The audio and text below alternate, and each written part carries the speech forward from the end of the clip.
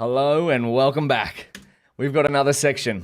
We've got computer vision and convolutional neural networks with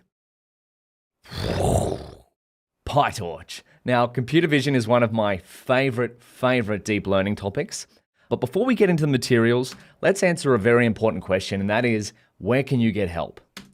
So, first and foremost is to follow along with the code as best you can. We're going to be writing a whole bunch of PyTorch computer vision code, and remember our motto. If in doubt, run the code. See what the inputs and outputs are of your code. And that's try it yourself. If you need the doc string to read about what the function you're using does, you can press Shift Command and Space in Google Colab, or it might be Control if you're on Windows. Otherwise, if you're still stuck, you can search for the code that you're running.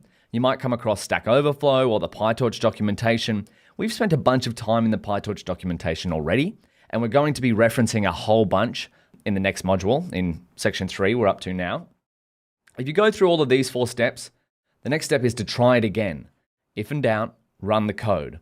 And then of course, if you're still stuck, you can ask a question on the PyTorch Deep Learning repo Discussions tab.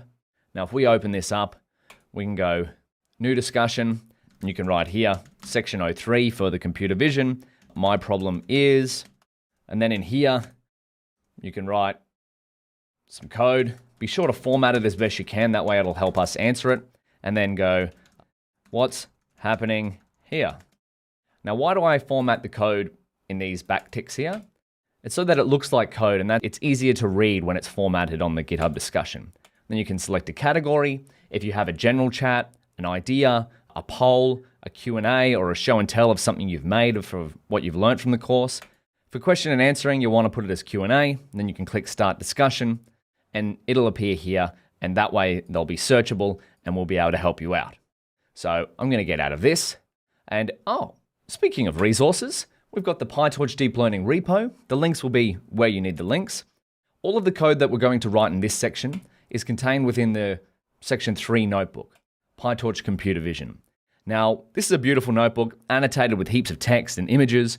You can go through this on your own time and use it as a reference to help out. If you get stuck on any of the code we write through the videos, check it out in this notebook, because it's probably here somewhere. And then finally, let's get out of these. If we come to the book version of the course, this is learnpytorch.io. We've got home. This will probably be updated by the time you look at that.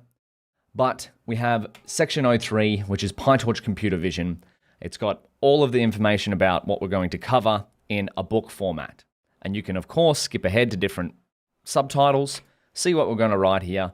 All of the links you need and extra resources will be at learnpytorch.io. And for this section, it's PyTorch Computer Vision.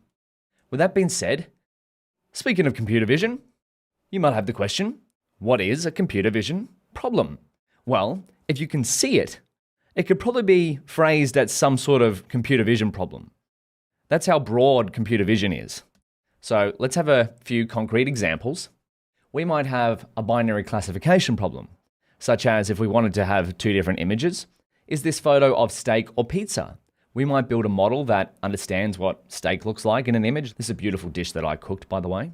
This is of me eating pizza at a cafe with my dad. And so we could have binary classification, one thing or another.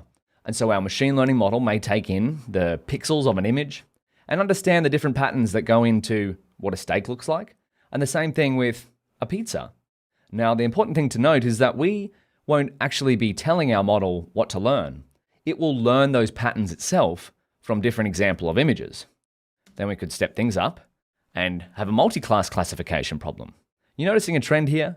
We've covered classification before, but classification can be quite broad. It can be across different domains, such as vision or text or audio.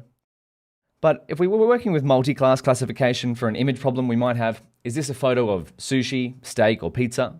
And then we have 3 classes instead of 2. But again, this could be 100 classes, such as what Nutrify uses, which is an app that I'm working on. If we go to nutrify.app, this is bare bones at the moment, but right now Nutrify can classify up to 100 different foods. So if you were to upload an image of food, let's give it a try. Nutrify, we'll go into images, and we'll go into sample food images, and how about some chicken wings? What does it classify this as? Chicken wings. Beautiful. And then if we uploaded an image of not food, maybe. Let's go to Nutrify. This is on my computer, by the way. You might not have a sample folder set up like this. And then if we upload a photo of a Cybertruck, what does it say? No food found. Please try another image. So behind the scenes, Nutrify is using the pixels of an image and then running them through a machine learning model and classifying it first whether it's food or not food. And then if it is food, classifying it as what food it is. So right now it works for 100 different foods.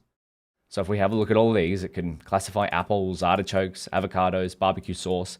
Each of these work at different levels of performance, but that's just something to keep in mind of what you can do. So the whole premise of Nutrify is to upload a photo of food and then learn about the nutrition about it. So let's go back to our keynote. What's another example? Well, we could use computer vision for object detection, where you might answer the question is, where's the thing we're looking for?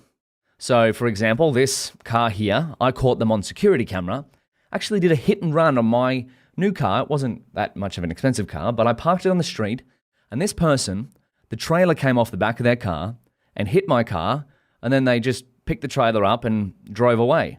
But I went to my neighbor's house and had a look at their security footage and they found this car. So potentially you could design a machine learning model to find this certain type of car. It was an orange Ute, by the way, but the images were in black and white, to detect, to see if it ever recognizes a similar car that comes across the street. And you can go, hey, did you crash into my car the other day? I didn't actually find who it was, so sadly, it was a hit and run. But that's object detection, finding something in an image.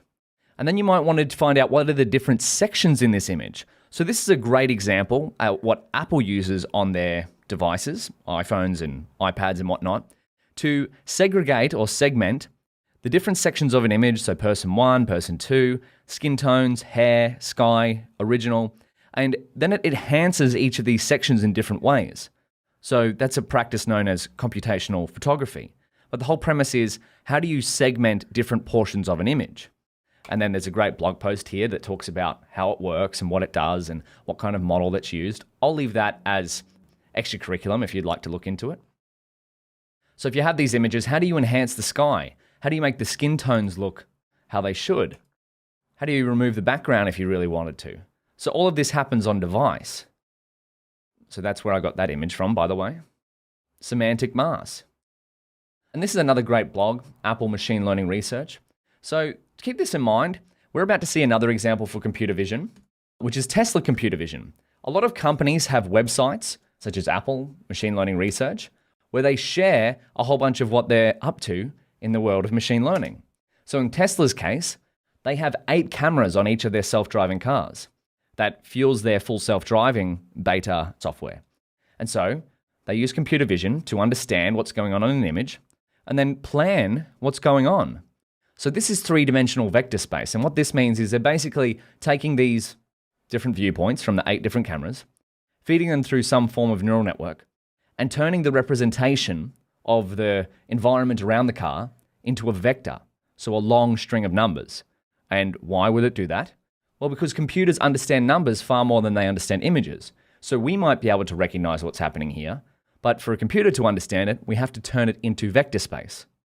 And so if you want to have a look at how Tesla uses computer vision, so this is from Tesla's AI Day video. I'm not going to play it all because it's 3 hours long, but I watched it and I really enjoyed it. So there's some information there. And there's a little tidbit there.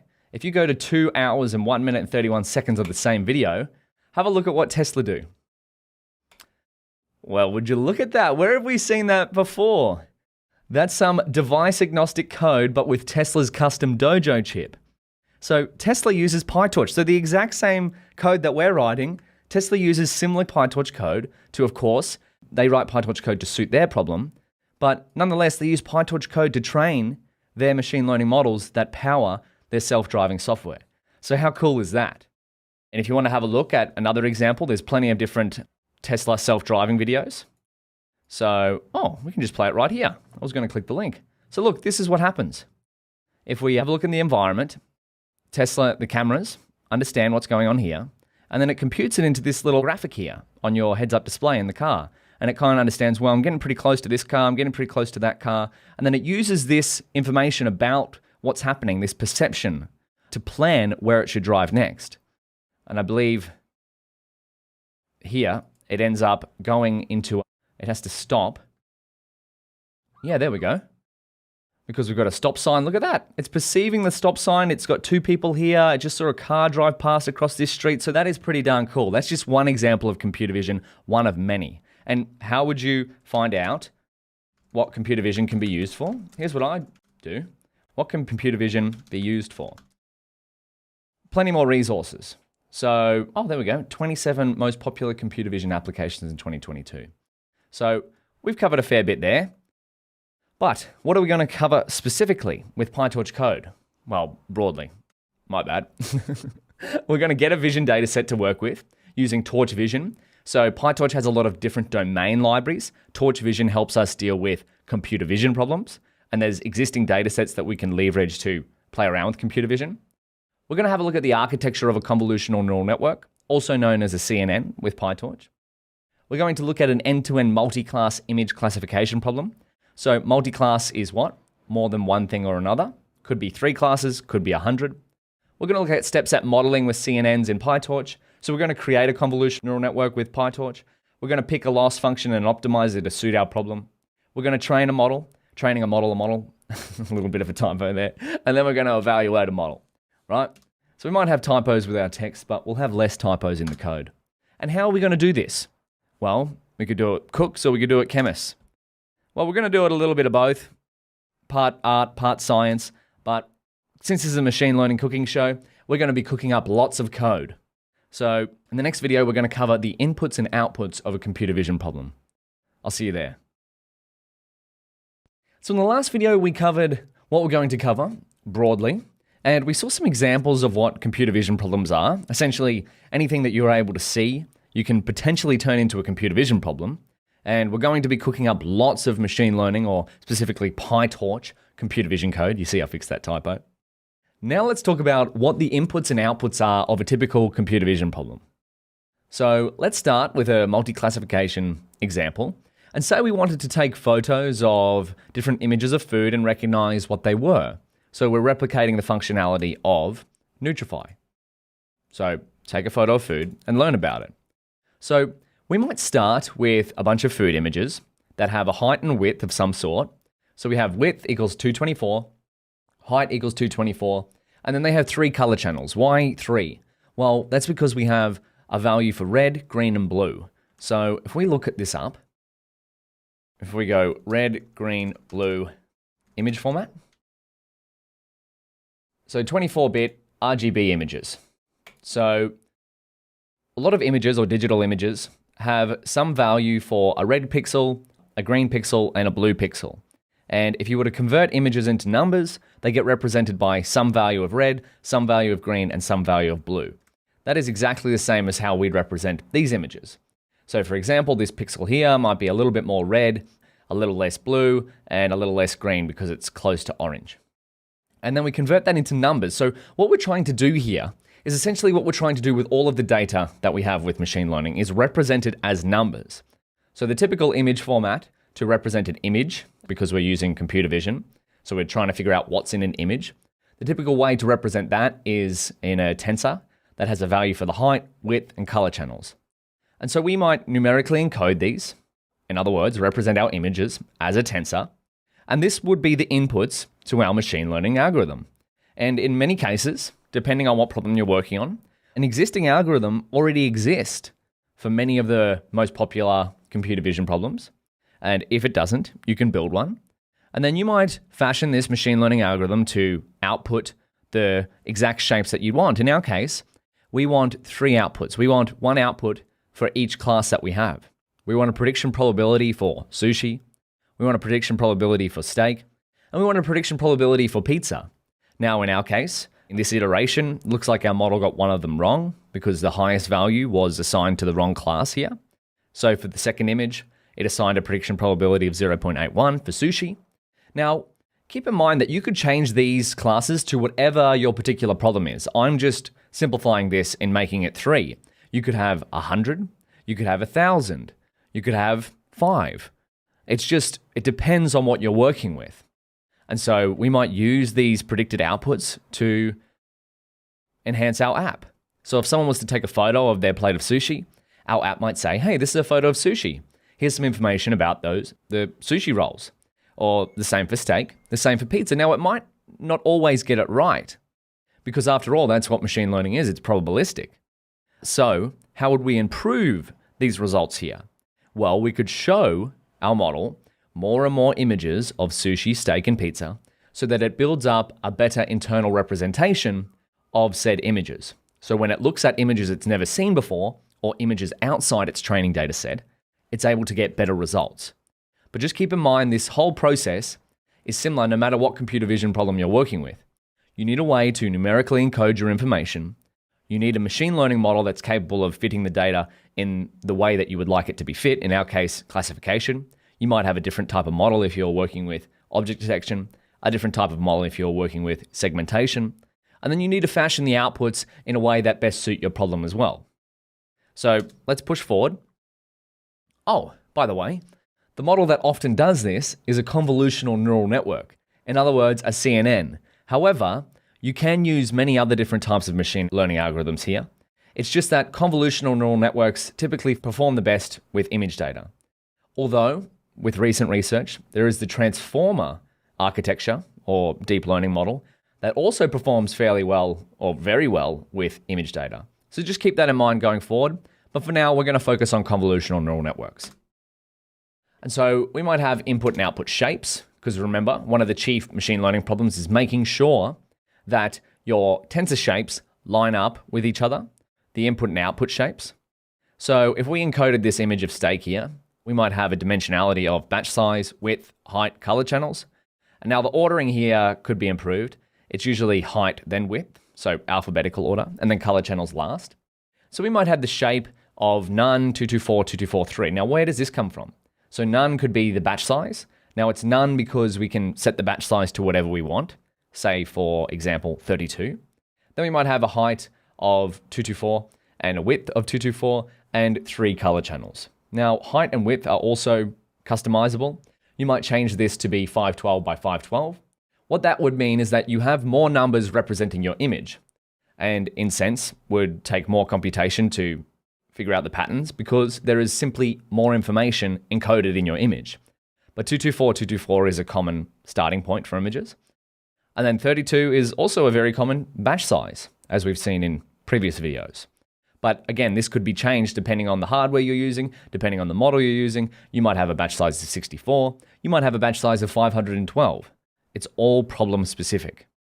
And that's this line here. These will vary depending on the problem you're working on.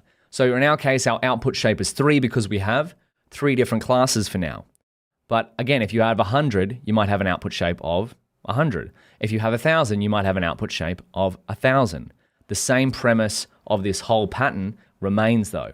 Numerically encode your data, feed it into a model, and then make sure the output shape fits your specific problem. And so, for this section, computer vision with PyTorch, we're going to be building CNNs to do this part. We're actually going to do all of the parts here, but we're going to focus on building a convolutional neural network to try and find patterns in data, because it's not always guaranteed that it will. Finally, let's look at one more problem. Say you had grayscale images of fashion items, and you have quite small images, they're only 28 by 28. The exact same pattern is going to happen.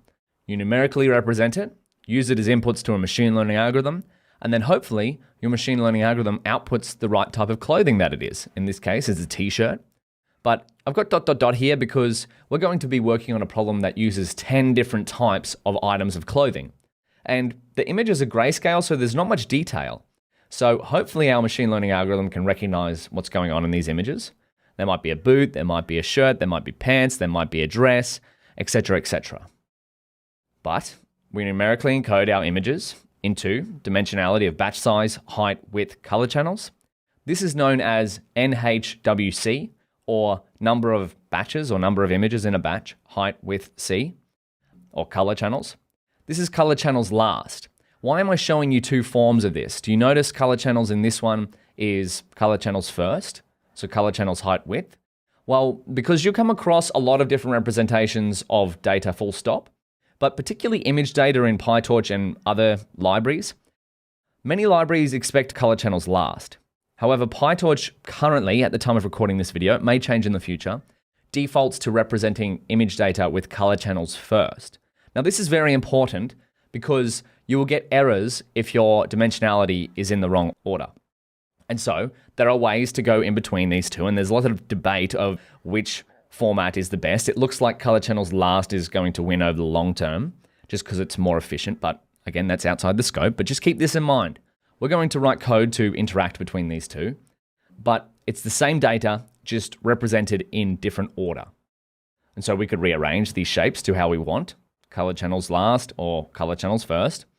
And once again, the shapes will vary depending on the problem that you're working on. So with that being said, we've covered the input and output shapes. How are we going to see them with code? Well, of course, we're going to be following the PyTorch workflow that we've done. So we need to get our data ready, turn it into tensors in some way, shape, or form. We can do that with TorchVision transforms. Oh, we haven't seen that one yet, but we will. We can use torch utils data.dataset, utils.data.DataLoader. We can then build a model or pick a pre-trained model to suit our problem. We've got a whole bunch of modules to help us with that. TorchNN module, TorchVision.models. And then we have an optimizer and a loss function. We can evaluate the model using torch metrics, or we can code our own metric functions. We can, of course, improve through experimentation, which we will see later on, which we've done that, right? We've done improvement through experimentation. We've tried different models. We've tried different things. And then finally, we can save and reload our trained model if we wanted to use it elsewhere. So with that being said, we've covered the workflow. This is just a high-level overview of what we're going to code. You might be asking the question, what is a convolutional neural network, or a CNN? Let's answer that in the next video. I'll see you there. Welcome back. In the last video, we saw examples of computer vision input and output shapes. And we kind of hinted at the fact that convolutional neural networks are deep learning models, or CNNs, that are quite good at recognizing patterns in images. So we left off the last video with the question, what is a convolutional neural network? And where could you find out about that? What is a convolutional neural network? Here's one way to find out. And I'm sure, as you've seen, there's a lot of resources for such things. A comprehensive guide to convolutional neural networks. Which one of these is the best? Well, it doesn't really matter. The best one is the one that you understand the best. So there we go. There's a great video from Code Basics. I've seen that one before. Simple explanation of convolutional neural network. I'll leave you to research these things on your own. And if you wanted to look at images, there's a whole bunch of images. I prefer to learn things by writing code because remember, this course is code first. As a machine learning engineer, 99% of my time is spent writing code. So that's what we're going to focus on.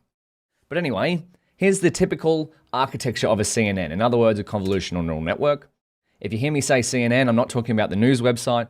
In this course, I'm talking about the architecture convolutional neural network. So this is some PyTorch code that we're going to be working towards building.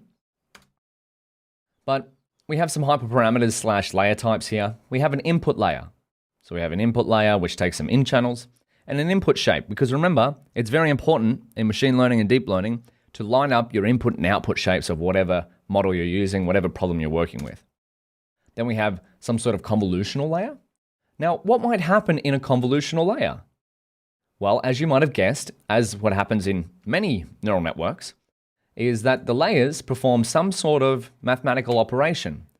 Now, convolutional layers perform convolving window operation across an image or across a tensor and discover patterns using, let's have a look actually. Let's go nn.conv2d.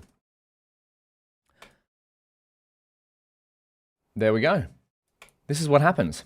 So the output of our network equals a bias plus the sum of the weight tensor over the convolutional channel out, okay, times input. Now, if you want to dig deeper into what is actually going on here, you're more than welcome to do that. But we're going to be writing code that leverages the torch nn conv2d, and we're going to fix up all of these hyperparameters here so that it works with our problem. Now, what you need to know here is that this is a bias term. We've seen this before, and this is a weight matrix. So bias vector typically and a weight matrix, and they operate over the inputs. But we'll see these later on with code. So just keep that in mind. This is what's happening. As with every layer in a neural network, some form of operation is happening on our input data, and those operations happen layer by layer until eventually, hopefully, they can be turned into some usable output. So let's jump back in here. Then we have a hidden activation / nonlinear activation, because why do we use nonlinear activations? Well, it's because if our data was nonlinear, non-straight lines, we need the help of straight and non-straight lines to model it, to draw patterns in it. Then we typically have a pooling layer.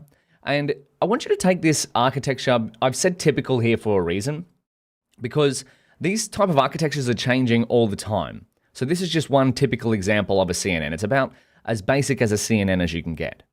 So over time, you will start to learn to build more complex models. You will not only start to learn to build them, you will just start to learn to use them, as we'll see later on in the transfer learning section of the course. And then we have an output layer. So do you notice the trend here? We have an input layer, and then we have multiple hidden layers that perform some sort of mathematical operation on our data. And then we have an output / linear layer that converts our output into the ideal shape that we'd like. So we have an output shape here. And then how does this look in process? Well, we put in some images. They go through all of these layers here because we've used nn.sequential. And then hopefully this forward method returns x in a usable status or usable state that we can convert into class names. And then we could integrate this into our computer vision app in some way, shape, or form. And here's the asterisk here. Note, there are almost an unlimited amount of ways you could stack together a convolutional neural network. This slide only demonstrates one. So just keep that in mind. It only demonstrates one. But the best way to practice this sort of stuff is not to stare at a page. It's to, if in doubt, code it out. So let's code. I'll see you in Google Colab. Welcome back. Now, we've discussed a bunch of fundamentals about computer vision problems and convolutional neural networks, but rather than talk to more slides, let's start to code them out. I'm going to meet you at colab.research.google.com. Just going to clean up some of these tabs. And I'm going to start a new notebook. And then I'm going to name this one, this is going to be 03 PyTorch Computer Vision. And I'm going to call mine Video, so just so it has the video tag. Because if we go in here, if we go video notebooks of the PyTorch Deep Learning repo, the video notebooks are stored in here. They've got the _video tag. So the video notebooks have all of the code I write exactly in the video, but there are some reference notebooks to go along with it. So let me just write a heading here, PyTorch Computer Vision, and I'll put a resource here, see reference notebook. Now, of course, this is the one that's the ground truth. It's got all of the code that we're going to be writing. I'm going to put that in here, explained with text and images and whatnot. And then finally is we've got C reference online book, and that is at learnpytorch.io at section number 3, PyTorch Computer Vision. I'm going to put that in there, and then I'm going to turn this into Markdown with Command MM. Beautiful. So let's get started. I'm going to get rid of this, get rid of this. How do we start this off? Well, I believe there are some computer vision libraries that you should be aware of. Computer vision libraries in PyTorch. So this is just going to be a text-based cell, but the first one is TorchVision, which is the base domain library for PyTorch computer vision. So if we look up TorchVision, what do we find? We have TorchVision 0.12. That's the version that TorchVision is currently up to at the time of recording this. So in here, this is very important to get familiar with if you're working on computer vision problems. And of course, in the documentation, this is just another tidbit. We have Torch Audio for audio problems. We have Torch Text for text. Torch Vision, which is what we're working on. Torch Rec for recommendation systems. Torch Data for dealing with different data pipelines. Torch Serve, which is for serving PyTorch models. And PyTorch on XLA, so I believe that stands for Accelerated Linear Algebra Devices. You don't have to worry about these ones for now. We're focused on TorchVision. However, if you would like to learn more about a particular domain, this is where you would go to learn more. So there's a bunch of different stuff that's going on here. Transforming and augmenting images. So Fundamentally, computer vision is dealing with things in the form of images. Even a video gets converted to an image. We have models and pre-trained weights. So as I referenced before, you can use an existing model that works on an existing computer vision problem for your own problem. We're going to cover that in section, I think it's 6 for transfer learning. And then we have datasets, which is a bunch of computer vision datasets, utils, operators, a whole bunch of stuff here. So PyTorch is really good for computer vision. I mean, look at all the stuff that's going on here. But that's enough talking about it. Let's just put it in here. TorchVision, this is the main one. I'm not going to link to all of these. All of the links for these, by the way, is in the book version of the course, PyTorch Computer Vision. And we have what we're going to cover. Finally, computer vision libraries in PyTorch. TorchVision, datasets, models, transforms, etc. But let's just write down the other ones. So we have TorchVision.datasets, something to be aware of. So get datasets and data loading functions for computer vision here. Then we have TorchVision. So these all come from TorchVision. Models is get pre-trained computer vision. So when I say pre-trained computer vision models, we're going to cover this more in transfer learning, as I said. Pre-trained computer vision models are models that have been already trained on some existing vision data and have trained weights, trained patterns that you can leverage for your own problems. Then we have TorchVision.transforms. And then we have functions for manipulating your vision data, which is, of course, images, to be suitable for use with an ML model. So remember, what do we have to do when we have image data or almost any kind of data? For machine learning, we have to prepare it in a way, so it can't just be pure images. So that's what transforms help us out with. Transforms helps to turn our image data into numbers so we can use it with a machine learning model. And then, of course, we have these are the Torch utils. This is not vision specific, it's entirety of PyTorch specific, and that's dataset. So if we wanted to create our own dataset with our own custom data, we have the base dataset class for PyTorch. And then we have finally Torch utils data. These are just good to be aware of because you'll almost always use some form of dataset / data loader with whatever PyTorch problem you're working on. So this creates a Python iterable over a dataset. Wonderful. I think these are most of the libraries that we're going to be using in this section. Let's import some of them, hey, so we can see what's going on. Let's go import PyTorch. Import PyTorch. So import Torch. We're also going to get NN, which stands for neural network. What's in NN? Well, in NN, of course, we have lots of layers, lots of loss functions, a whole bunch of different stuff for building neural networks. We're going to also import TorchVision. And then we're going to go from TorchVision, import datasets, because we're going to be using datasets later on to get a dataset to work with. From TorchVision, we'll import transforms. You could also go from TorchVision.transforms, import toTensor. This is one of the main ones you'll see for computer vision problems, toTensor. You can imagine what it does, but let's have a look. Transforms toTensor. Transforming and augmenting images. So look where we are. We're in pytorch.org/vision/stable/transforms over here. So we're in the TorchVision section and we're just looking at transforming and augmenting images. So transforming, what do we have? Transforms are common image transformations available in the transforms module. They can be trained together using compose. Beautiful. So if we have toTensor, what does this do? Convert a pill image or NumPy ND array to a tensor. Beautiful. That's what we want to do later on, isn't it? Well, this is kind of me giving you a spoiler, is we want to convert our images into tensors so that we can use those with our models.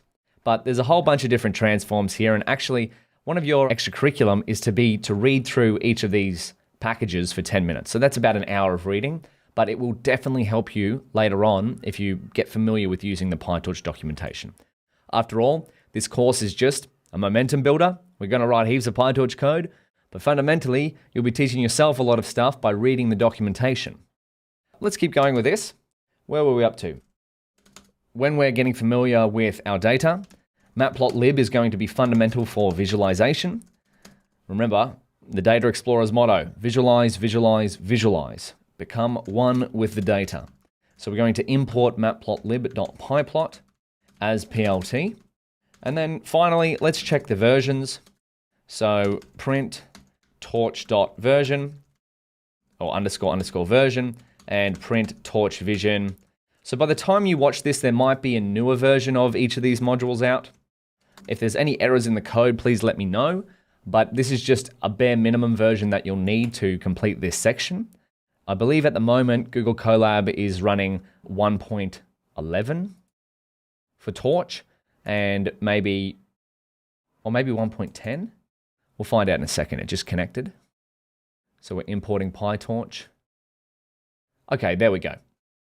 So my PyTorch version is 1.10 and it's got CUDA available and TorchVision is 0.11. So just make sure if you're running in Google Colab, if you're running this at a later date, you'll probably have at minimum these versions. You might even have a later version. So these are the minimum versions required for this upcoming section. So we've covered the base computer vision libraries in PyTorch. We've got them ready to go. How about in the next video, we cover getting a data set. I'll see you there. Welcome back. So in the last video, we covered some of the fundamental computer vision libraries in PyTorch. The main one being TorchVision, and then modules that stem off TorchVision. And then of course, we've got torchutils.data.dataset, which is the base dataset class for PyTorch, and DataLoader, which creates a Python iterable over a dataset. So let's begin where most machine learning projects do, and that is getting a dataset. Getting a dataset. I'm going to turn this into Markdown. And the dataset that we're going to be used to demonstrating some computer vision techniques is Fashion MNIST, which is a take of the dataset we'll be using is Fashion MNIST, which is a take on the original MNIST dataset, MNIST database, which is Modified National Institute of Standards and Technology database, which is kind of like the hello world in machine learning and computer vision. Which is, these are sample images from the MNIST test dataset, which are grayscale images of handwritten digits. So this, I believe, was originally used for trying to find out if you could use computer vision at a postal service to, I guess, recognize postcodes and whatnot. I may be wrong about that, but that's what I know. Yeah, 1998. So all the way back at 1998. How cool is that? So this was basically where convolutional neural networks were founded. I'll let you read up on the history of that. But neural networks started to get so good that this data set was quite easy for them to do really well. And that's when Fashion MNIST came out. So this is a little bit harder. If we go into here, this is by Zalando Research, Fashion MNIST. And it's of grayscale images of pieces of clothing. So like we saw before, the input and output, what we're going to be trying to do is turning these images of clothing into numbers and then training a computer vision model to recognize what the different styles of clothing are. And here's a dimensionality plot of all the different items of clothing, visualizing where similar items are grouped together. There's the shoes and whatnot. Is this interactive? Oh no, it's a video. Excuse me. There we go. To serious machine learning researchers. We are talking about replacing MNIST. MNIST is too easy. MNIST is overused. MNIST cannot represent modern CV tasks. So even now, Fashion MNIST, I would say, has also been pretty much solved, but it's a good way to get started. Now, where could we find such a data set? We could download it from GitHub, but if we come back to the TorchVision documentation, have a look at datasets, we have a whole bunch of built-in datasets. And remember, this is your extracurricular to read through these for 10 minutes or so each. But we have an example. We could download ImageNet if we want. We also have some base classes here for custom datasets. We'll see that later on. But if we scroll through, we have image classification datasets, Caltech 101. I don't even know what all of these are. There's a lot here. CFAR 100. So that's an example of 100 different items. So that would be a 100 class, multi-class classification problem. CFAR 10 is 10 classes. We have eMNIST. We have Fashion MNIST. Oh, that's the one we're after. But this is basically what you would do to download a data set from torchvision.datasets. You would download the data. in some way, shape, or form, and then you would turn it into a data loader. So ImageNet is one of the most popular, or is probably the gold standard dataset for computer vision evaluation. It's quite a big dataset. It's got millions of images, but that's the beauty of TorchVision, is that it allows us to download example datasets that we can practice on, or even perform research on from a built-in module. So let's now have a look at the Fashion MNIST dataset. How might we get this? So we've got some example code here, or this is the documentation, torchvision.datasets.fashionmnist. We have to pass in a route, so where do we want to download the dataset? We also have to pass in whether we want the training version of the dataset or whether we want the testing version of the dataset. Do we want to download it? Yes or no? Should we transform the data in any way, shape, or form? So when we're going to be downloading images through this function call or this class call, do we want to transform those images in some way? What do we have to do to images before we can use them with a model? We have to turn them into a tensor, so we might look into that in a moment. And target transform is, do we want to transform the labels in any way, shape, or form? So often the datasets that you download from torchvision.datasets are pre-formatted in a way that they can be quite easily used with PyTorch, but that won't always be the case with your own custom datasets. However, what we're about to cover is just important to get an idea of what the computer vision workflow is, and then later on you can start to customize how you get your data in the right format to be used with the model. Then we have some different parameters here and whatnot. Let's just, rather than look at the documentation, if in doubt, code it out. So we'll be using Fashion MNIST, and we'll start by, I'm going to just put this here, from torchvision.datasets, and we'll put the link there, and we'll start by getting the training data. Set up training data. I'm just going to make some code cells here so that I can code in the middle of the screen. Set up training data. Training data equals datasets.fashionmnist. Because recall, we've already, from TorchVision, we don't need to import this again. I'm just doing it for demonstration purposes, but from TorchVision, import datasets. So we can just call datasets.fashionmnist. And then we're going to type in root. See how the doc string comes up and tells us what's going on. I personally find this a bit hard to read in Google Colab. So if I'm looking up the documentation, I like to just go into here. But let's code it out. So root is going to be data. So where to download data to. We'll see what this does in a minute. Then we're going to go train. We want the training version of the data set. So as I said, a lot of the datasets that you find in torchvision.datasets have been formatted into training dataset and testing dataset already. So this boolean tells us, do we want the training dataset? So if that was false, we would get the testing dataset of FashionMNIST. Do we want to download it? Do we want to download? Yes, no.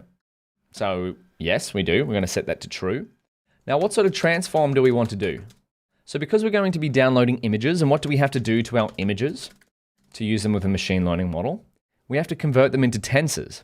So I'm going to pass the transform to tensor, but we could also just go torchvision.transforms.toTensor. That would be the exact same thing as what we just did before. And then the target transform, do we want to transform the labels? No, we don't. We're going to see how they come, or the targets, sorry. PyTorch, this is another way, another naming convention, often uses target for the target that you're trying to predict. So using data to predict a target, which is I often use data to predict a label. They're the same thing. So how do we want to transform the data? And how do we want to transform the labels / targets? And then we're going to do the same for the test data. So we're going to go datasets. You might know what to do here. It's going to be the exact same code as above, except we're going to change one line. We want to store it in data. We want to download the training dataset as false because we want the testing version. Do we want to download it? Yes, we do. Do we want to transform it, the data? Yes, we do. We want to use toTensor to convert our image data to tensors. And do we want to do a target transform? Well, no, we don't. We want to keep the label / the targets as they are. Let's see what happens when we run this. Downloading FashionMNIST. Beautiful. So this is going to download all of the labels. What do we have? Train images, train labels, lovely. Test images, test labels, beautiful. So that's how quickly we can get a data set by using TorchVision datasets. Now, if we have a look over here, we have a data folder because we set the root to be data. And then if we look what's inside here, we have fashion mnest, exactly what we wanted. Then we have the raw, and then we have a whole bunch of files here, which TorchVision has converted into datasets for us. So let's get out of that. And this process would be much the same if we used almost any dataset in here. Of course, they might be slightly different depending on what the documentation says and depending on what the dataset is, but that is how easy TorchVision.datasets makes it to practice on example computer vision datasets. So let's go back. Let's check out some parameters or some attributes of our data. How many samples do we have? So we'll check the lengths. So we have 60,000 training examples and 10,000 testing examples. So what we're going to be doing is we're going to be building a computer vision model to find patterns in the training data and then use those patterns to predict on the test data. And so let's see a first training example. See the first training example. So we can just index on the train data. Let's get the 0th index, and then we're going to have a look at the image and the label. Oh my goodness. Whole bunch of numbers. Now you see what the 2 tensor has done for us? So we've downloaded some images, and thanks to this TorchVision transforms 2 tensor, how would we find the documentation for this? Well, we could go and see what this does. Transforms 2 tensor. We could go 2 tensor. There we go. What does this do? Convert a PIL image, so that's Python image library image or NumPy array, to a tensor. This transform does not support Torch script, so converts a PIL image or NumPy array, height, width, color channels in the range 0 to 255 to a torch float tensor of shape. See here? This is what I was talking about, how PyTorch defaults with a lot of transforms to CHW. So color channels first, height, then width, in the range of 0 to 1. So typically red, green, and blue values are between 0 and 255, but neural networks like things between 0 and 1. And in this case, it is now in the shape of color channels first, then height, then width. However, some other machine learning libraries prefer height, width, then color channels. Just keep that in mind. We're going to see this in practice later on. So we've got an image, we've got a label. Let's check out some more details about it. Remember how we discussed, oh, there's our label, by the way. So 9, we can go train data.classes, find some information about our class names.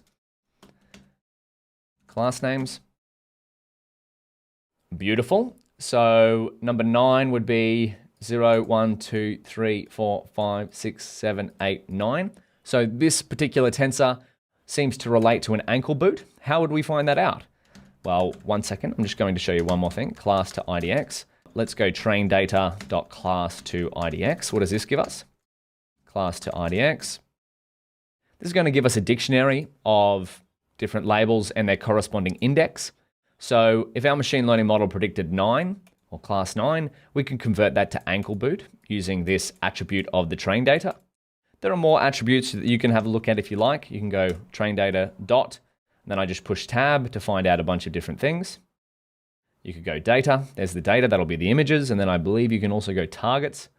So targets, that's all the labels, which is one big long tensor. Now let's check the shape. Check the shape of our image. So image.shape and label.shape. What are we going to get from that? Oh, label doesn't have a shape. Why is that? Well, because it's only an integer. So, oh, beautiful. Look at that. So our image shape is we have a color channel of 1. So let me print this out in something prettier. Print image shape, which is going to be image shape. Remember how I said it's very important to be aware of the input and output shapes of your models and your data? It's all part of becoming one with the data. So that is what our image shape is. And then if we go next, this is print image label, which is label, but we'll index on class names for label. and then we'll do that. Wonderful. So our image shape is currently in the format of color channels height width. We've got a bunch of different numbers that's representing our image. It's black and white. It only has one color channel. Why do you think it only has one color channel? Well, because it's black and white. So if we jump back into the keynote, Fashion MNIST, we've already discussed this. Grayscale images have one color channel. So that means that for black, the pixel value is 0, and for white, it's some value for whatever color is going on here. So if it's a very high number, say it's 1, it's going to be pure white. If it's like 0.001, it might be a faint white pixel. But if it's exactly 0, it's going to be black. So color images have 3 color channels for red, green, and blue. Grayscale have 1 color channel. But I think we've done enough of visualizing our images as numbers. How about in the next video, we visualize our image as an image? I'll see you there. Welcome back.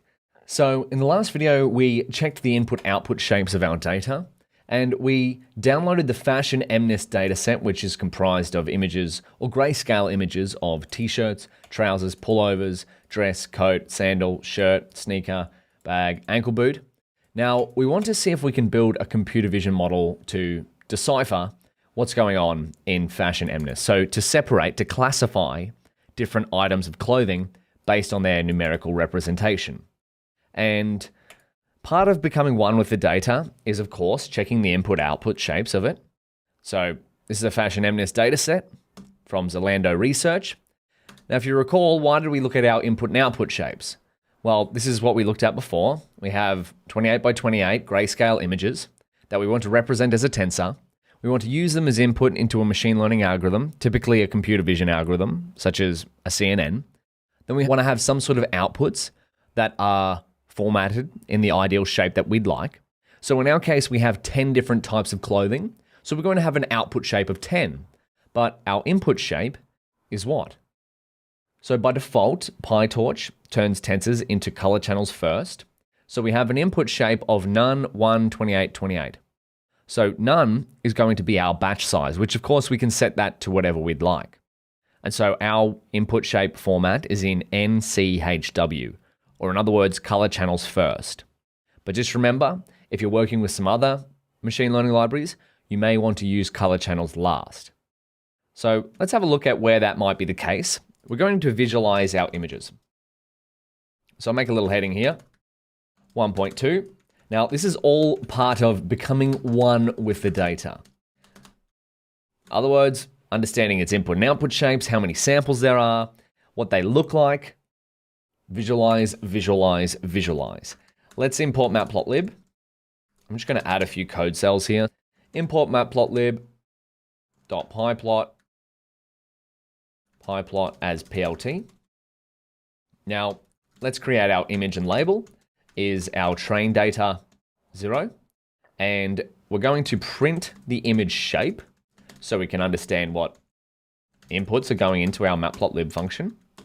And then we're going to go plot.imShow, and we're going to pass in our image and see what happens. Because recall, what does our image look like?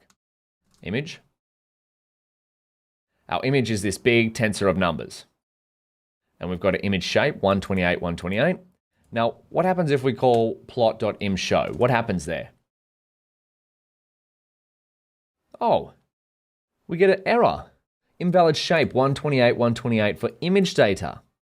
Now, as I said, this is one of the most common errors in machine learning is a shape issue. So the shape of your input tensor doesn't match the expected shape of that tensor. So this is one of those scenarios where our data format, so color channels first, doesn't match up with what matplotlib is expecting. So matplotlib expects either just height and width, so no color channel for grayscale images, or it also expects the color channels to be last. So we'll see that later on, but for grayscale, we can get rid of that extra dimension by passing in image.squeeze. So do you recall what squeeze does? It's going to remove that singular dimension. If we have a look at what goes on now, beautiful, we get an ankle boot. Well, that's a very pixelated ankle boot, but we're only dealing with 28 by 28 pixels, so not a very high definition image. Let's add the title to it. We're going to add in the label. Beautiful. So we've got the number 9 here. So where if we go up to here, that's an ankle boot. Now let's plot this in grayscale. How might we do that? We can do the same thing. We can go plot plt.imshow. We're going to pass in image.squeeze. And we're going to change the color map. CMap equals gray. So in matplotlib, if you ever have to change the colors of your plot, you want to look into the CMap property or parameter, or sometimes it's also shortened to just C. But in this case, imshow is CMap. And we want to plot title. And we're going to put in class names and the label integer here. So if we have a look at it now, we have an ankle boot, and we can remove the axes too if we wanted to. Plot.axis, we can turn that off.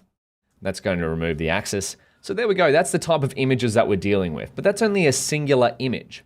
How about we harness the power of randomness and have a look at some random images from our data set. So, how would we do this? Let's go plot more images. We'll set a random seed. So you and I are both looking at as similar as possible images, 42.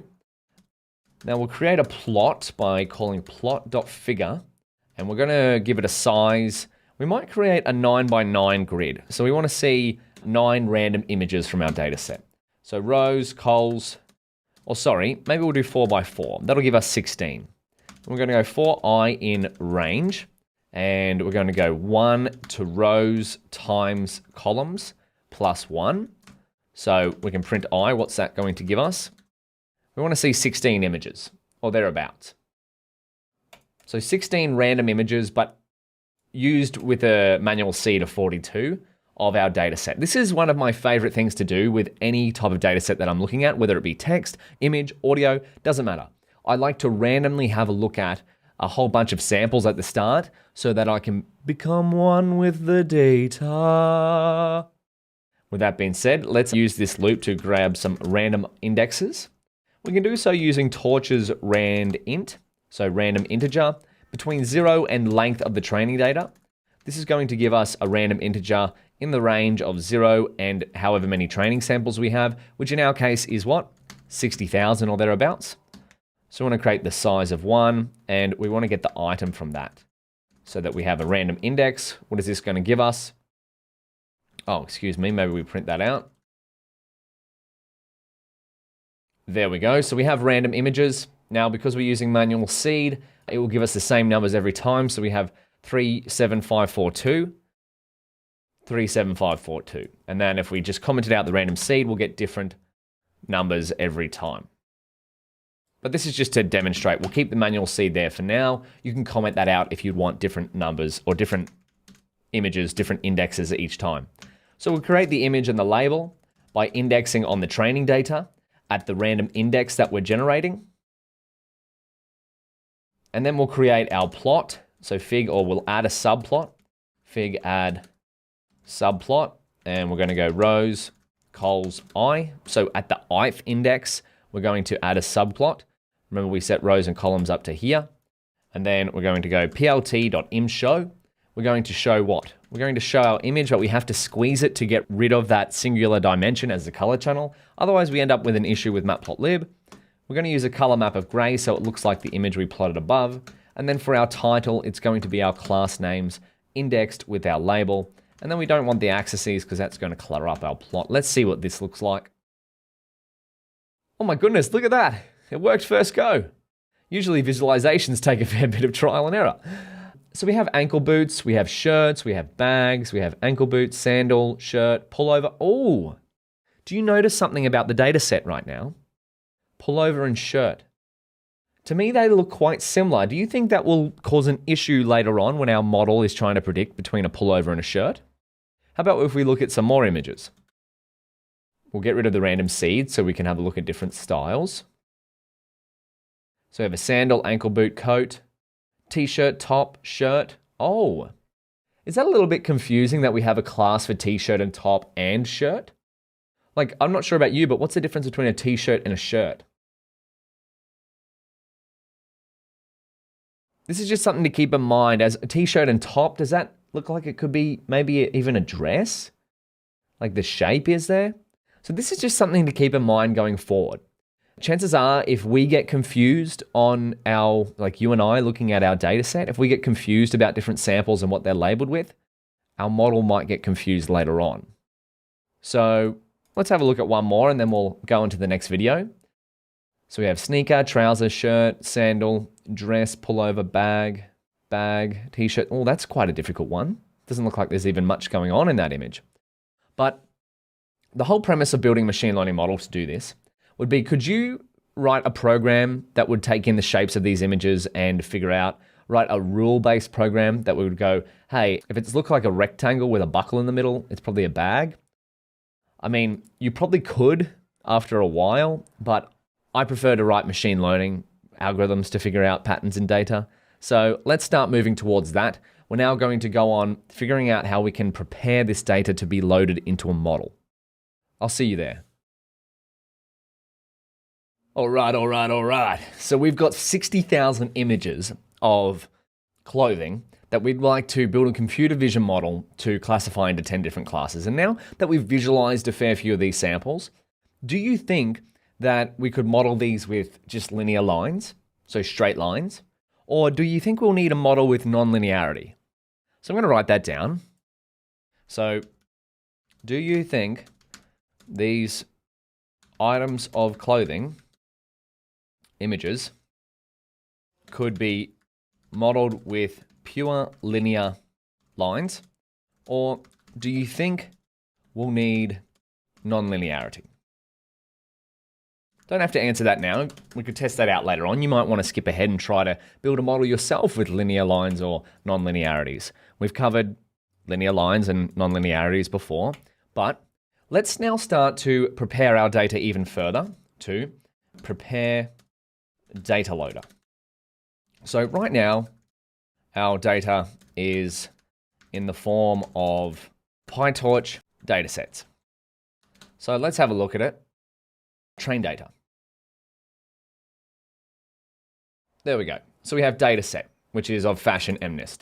And then if we go test data, we see a similar thing, except we have a different number of data points. We have the same transform on each, we've turned them into tensors. So we want to convert them from a data set, which is a collection of all of our data, into a data loader. Recall that a data loader turns our data set into a Python iterable. So I'm going to turn this into Markdown. Beautiful. More specifically, can I spell right? It doesn't really matter. We want to just code right. We're not here to learn spelling. We want to turn our data into batches or mini batches. Why would we do this? Well, we may get away with it by building a model to look at all 60,000 samples of our current data set because it's quite small. It's only comprised of images of 28 by 28 pixels. And when I say quite small, yes, 60,000 images is actually quite small for a deep learning scale data set. Modern data sets could be in the millions of images.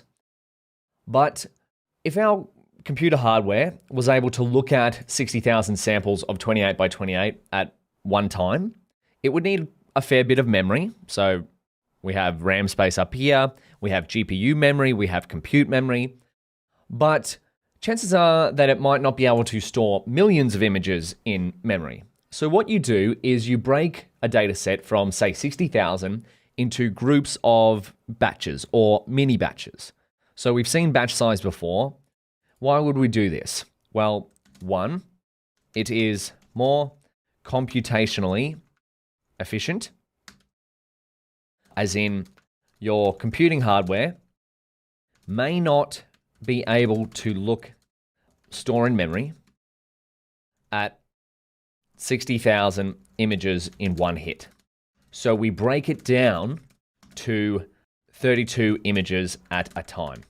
This would be batch size of 32. Now, again, 32 is a number that you can change. 32 is just a common batch size that you'll see with many beginner-style problems. As you go on, you'll see different batch sizes. This is just to exemplify the concept of mini batches, which is very common in deep learning. And why else would we do this? The second point, or the second main point, is it gives our neural network more chances to update its gradients per epoch. So what do I mean by this? This will make more sense when we write a training loop. But if we were to just look at 60,000 images at one time, we would, per epoch, so per iteration through the data, we would only get one update per epoch across our entire data set. Whereas if we look at 32 images at a time, our neural network updates its internal states, its weights, every 32 images, thanks to the optimizer. This will make a lot more sense once we write our training loop. But these are the two of the main reasons for turning our data into mini batches in the form of a data loader. Now, if you'd like to learn more about the theory behind this, I would highly recommend looking up Andrew Ng mini batches. There's a great lecture on that. So yeah, large scale machine learning, mini batch gradient descent, mini batch gradient descent. Yeah, that's what it's called, mini batch gradient descent. If you look up some results on that, you'll find a whole bunch of stuff. I might just link this one. I'm going to pause that. I'm going to link this in there. So for more on mini batches, see here. Now, to see this visually, I've got a slide prepared for this. So this is what we're going to be working towards. There's our input and output shapes. We want to create batch size of 32 across all of our 60,000 training images. And we're actually going to do the same for our testing images, but we only have 10,000 testing images. So this is what our data set's going to look like batched. So we're going to write some code, namely using the data loader from torch.utils.data. We're going to pass it a data set, which is our trained data. We're going to give it a batch size, which we can define as whatever we want. For us, we're going to use 32 to begin with. And we're going to set shuffle equals true if we're using the training data. Why would we set shuffle equals true? Well, in case our data set for some reason has order, say we had all of the pants images in a row, we had all of the t-shirt images in a row, we had all the sandal images in a row. We don't want our neural network to necessarily remember the order of our data. We just want it to remember individual patterns between different classes. So we shuffle up the data, we mix it up. And then it looks something like this. So we might have batch number 0, and then we have 32 samples. Now, I ran out of space when I was creating these, but we got ... That was fun. Up to 32. So this is setting batch size equals 32. So we look at 32 samples per batch. We mix all the samples up, and we go batch, and we'll have however many batches we have, we'll have number of samples divided by the batch size. So 60,000 divided by 32, what's that, 1,800 or something like that? So this is what we're going to be working towards. I did want to write some code in this video, but I think to save it getting too long, we're going to write this code in the next video. If you would like to give this a go on your own, here's most of the code we have to do. So there's the train data loader. Do the same for the test data loader. And I'll see you in the next video, and we're going to batchify our fashion MNIST dataset. Welcome back. In the last video, we had a brief overview of the concept of mini batches. And so rather than our computer looking at 60,000 images in one hit, we break things down. We turn it into batches of 32. Again, the batch size will vary depending on what problem you're working on, but 32 is quite a good value to start with and try out. And we do this for two main reasons. If we jump back to the code, why would we do this? It is more computationally efficient. So if we have a GPU with, say, 10 gigabytes of memory, it might not be able to store all 60,000 images in one hit. In our data set, because it's quite small, it may be able to, but it's better practice for later on to turn things into mini batches. And it also gives our neural network more chances to update its gradients per epoch, which will make a lot more sense once we write our training loop. But for now, we've spoken enough about the theory. Let's write some code to do so. So I'm going to import DataLoader from torch.utils.data, import DataLoader.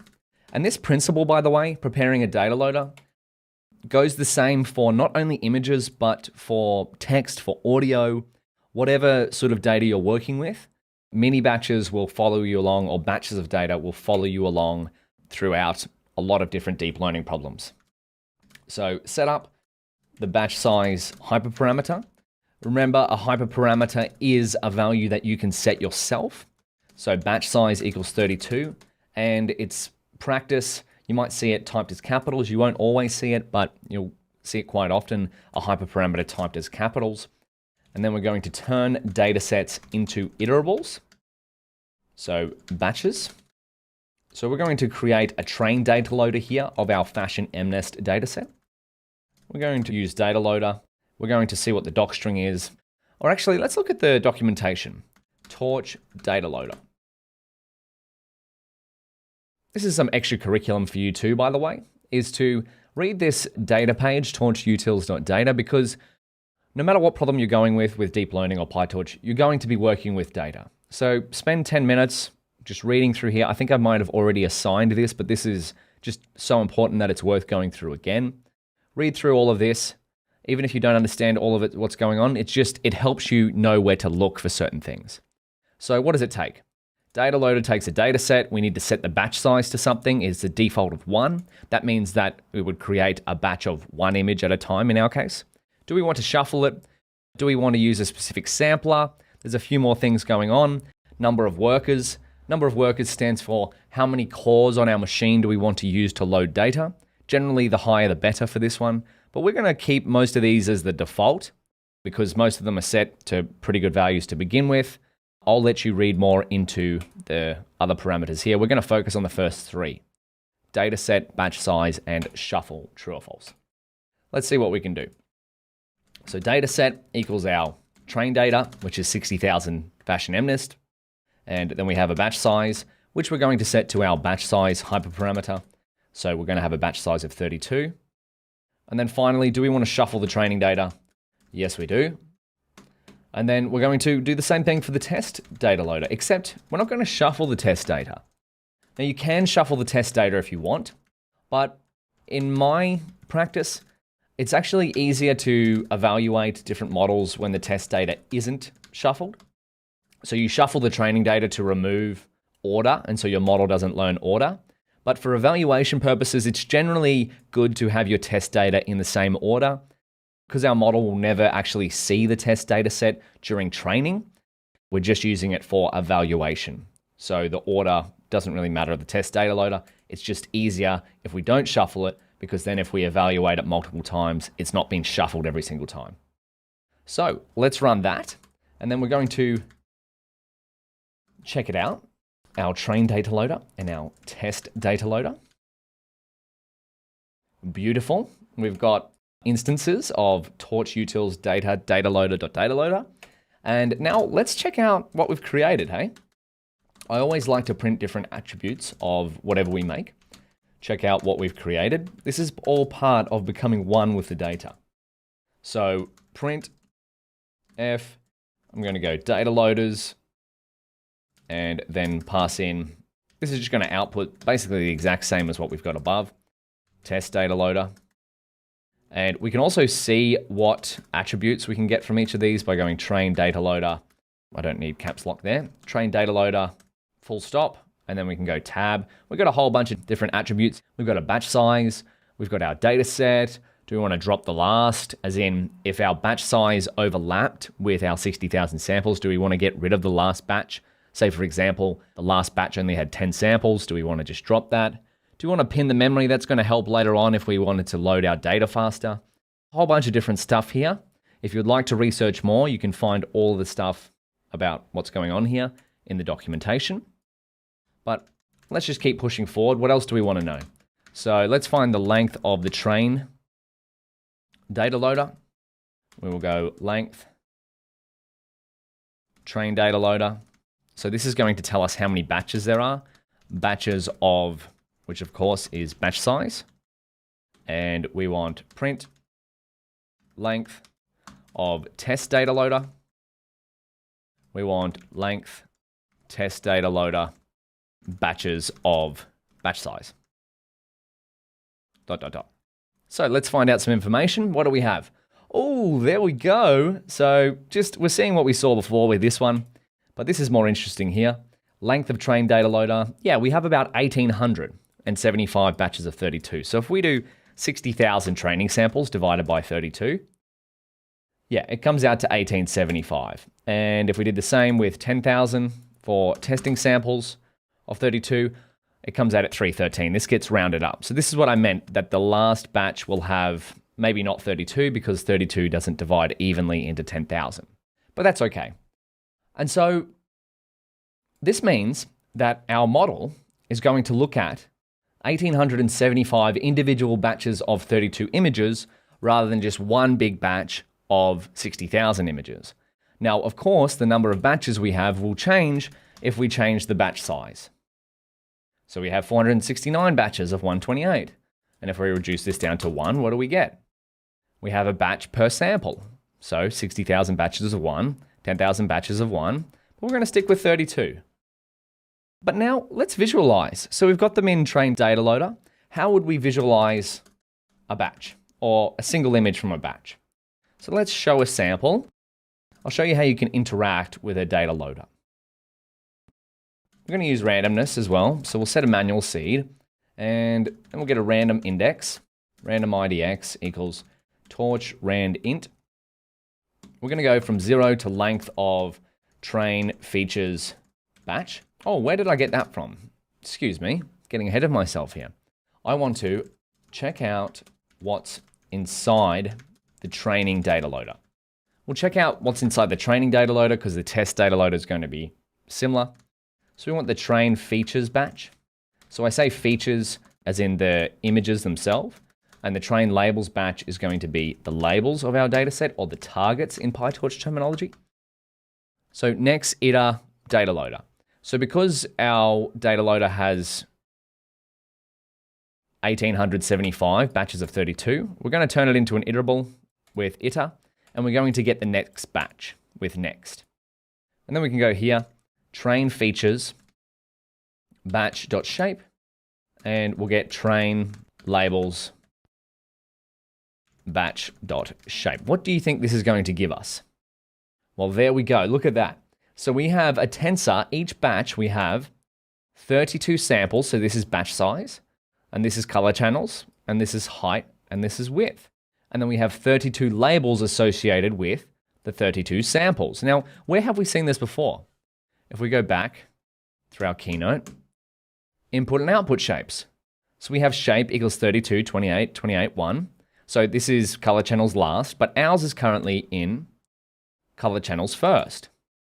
Now, again, I sound like a broken record here, but these will vary depending on the problem you're working with. If we had larger images, what would change? Well, the height and width dimensions would change. If we had color images, the color dimension would change. But the premise is still the same. We're turning our data into batches so that we can pass that to a model. Let's come back. Let's keep going with our visualization. So we want to visualize one of the random samples from a batch.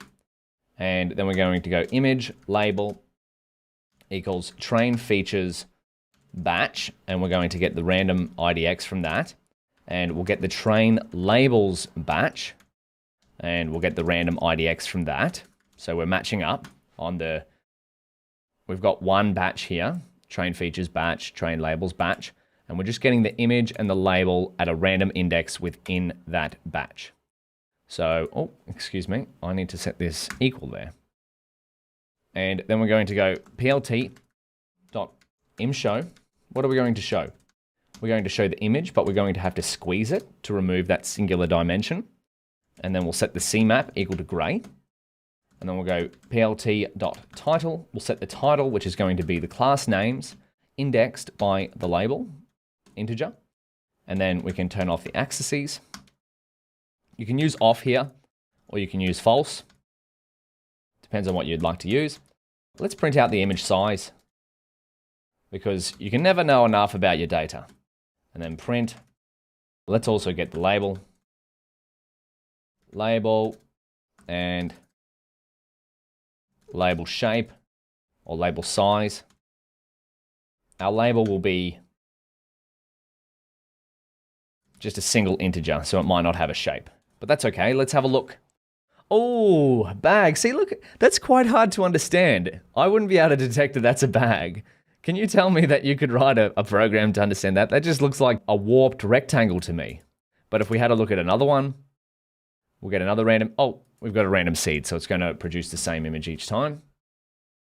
So we have a shirt. Okay, shirt. So we see the image size there, 128, 28. Now, recall that the image size is it's a single image, so it doesn't have a batch dimension. So this is just color channels, height, width. We'll go again. Label 4, which is a coat. And we could keep doing this to become more and more familiar with our data. But these are all from this particular batch that we created here. Coat. And we'll do one more, another coat. And we'll do one more just to make sure it's not a coat. There we go. We got a bag. Beautiful. So we've now turned our data into data loaders. So we could use these to pass them into a model. But we don't have a model. So I think it's time in the next video, we start to build model 0. We start to build a baseline. I'll see you in the next video. Welcome back. So in the last video, we got our data sets or our data set into data loaders. So now we have 1,875 batches of 32 images, or for the training data set, rather than 60,000 in one big data set. And we have 313 batches of 32 for the test data set. And then we learned how to visualize it from a batch. And we saw that we have still the same image size, one color channel, 28, 28. All we've done is we've turned them into batches so that we can pass them to our model. And speaking of model, let's have a look at our workflow. Where are we up to? Well, we've got our data ready. We've turned it into tensors through a combination of TorchVision transforms, TorchUtils data.dataset. We didn't have to use that one because TorchVision.datasets did it for us with the Fashion MNIST dataset. But we did use that one. We did TorchUtils.data.dataLoader to turn our data sets into data loaders. Now we're up to building or picking a pre-trained model to suit your problem. So let's start simply. Let's build a baseline model. And this is very exciting because we're going to build our first model, our first computer vision model. Albeit a baseline, but that's an important step. So I'm just going to write down here. When starting to build a series of machine learning modeling experiments, it's best practice to start with a baseline model. So I'm going to turn this into Markdown. A baseline model. So a baseline model is a simple model you will try and improve upon with subsequent models. Models/experiments. So you start simply, in other words, start simply and add complexity when necessary. Because neural networks are pretty powerful, right? And so they have a tendency to almost do too well on our data set. That's a concept known as overfitting, which we'll cover a little bit more later. But we build a simple model to begin with, a baseline. And then our whole goal will be to run experiments according to the workflow, improve through experimentation. Again, this is just a guide. It's not set in stone, but this is the general pattern of how things go. Get data ready, build a model, fit the model, evaluate, improve the model. So the first model that we build is generally a baseline. And then later on, we want to improve through experimentation. So let's start building a baseline. But I'm going to introduce to you a new layer that we haven't seen before, and that is creating a flatten layer. Now, what is a flatten layer? Well, this is best seen when we code it out. So let's create a flatten model, which is just going to be nn.flatten. And where could we find the documentation for this? We go nn flatten. Flatten in PyTorch. What does it do?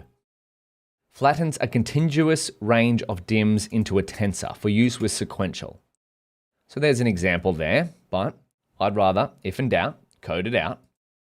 So we'll create the flatten layer, and of course, all nn.flatten or nn.modules could be used as a model on their own. So we're going to get a single sample. So x equals train features batch. Let's get the first one, 0. What does this look like? So it's a tensor. X. Maybe we get the shape of it as well. X shape. What do we get? There we go. So that's the shape of X. Keep that in mind when we pass it through the flatten layer. Do you have an inkling of what flatten might do? So our shape to begin with is what? 128, 28. Now let's flatten the sample. So output equals, we're going to pass it to the flatten model, X. So this is going to perform the forward pass internally on the flatten layer. So perform forward pass. Now let's print out what happened. Print out what happened. Print shape before flattening equals x.shape. And we're going to print shape after flattening equals output.shape. So we're just taking the output of the flattened model and printing its shape here. Oh, do you notice what happened? Well, we've gone from 12828 to 1784. Wow, what does the output look like? Output. Oh, the values are now in all one big vector. And if we squeeze that, we can remove the extra dimension. So we've got one big vector of values. Now, where did this number come from? Well, if we take this, and this is, what shape is it? We've got color channels, we've got height, we've got width, and now we've flattened it to be color channels, height, width. So we've got one big feature vector because 28 by 28 equals what? We've got one value per pixel, 784. One value per pixel in our output vector. Now, where did we see this before? If we go back to our keynote, if we have a look at Tesla's, takes 8 cameras and then it turns it into a 3-dimensional vector space. Vector space. So that's what we're trying to do here. We're trying to encode whatever data we're working with. In Tesla's case, they have 8 cameras. Now theirs has more dimensions than ours because they have the time aspect because they're dealing with video and they have multiple different camera angles. We're just dealing with a single image here.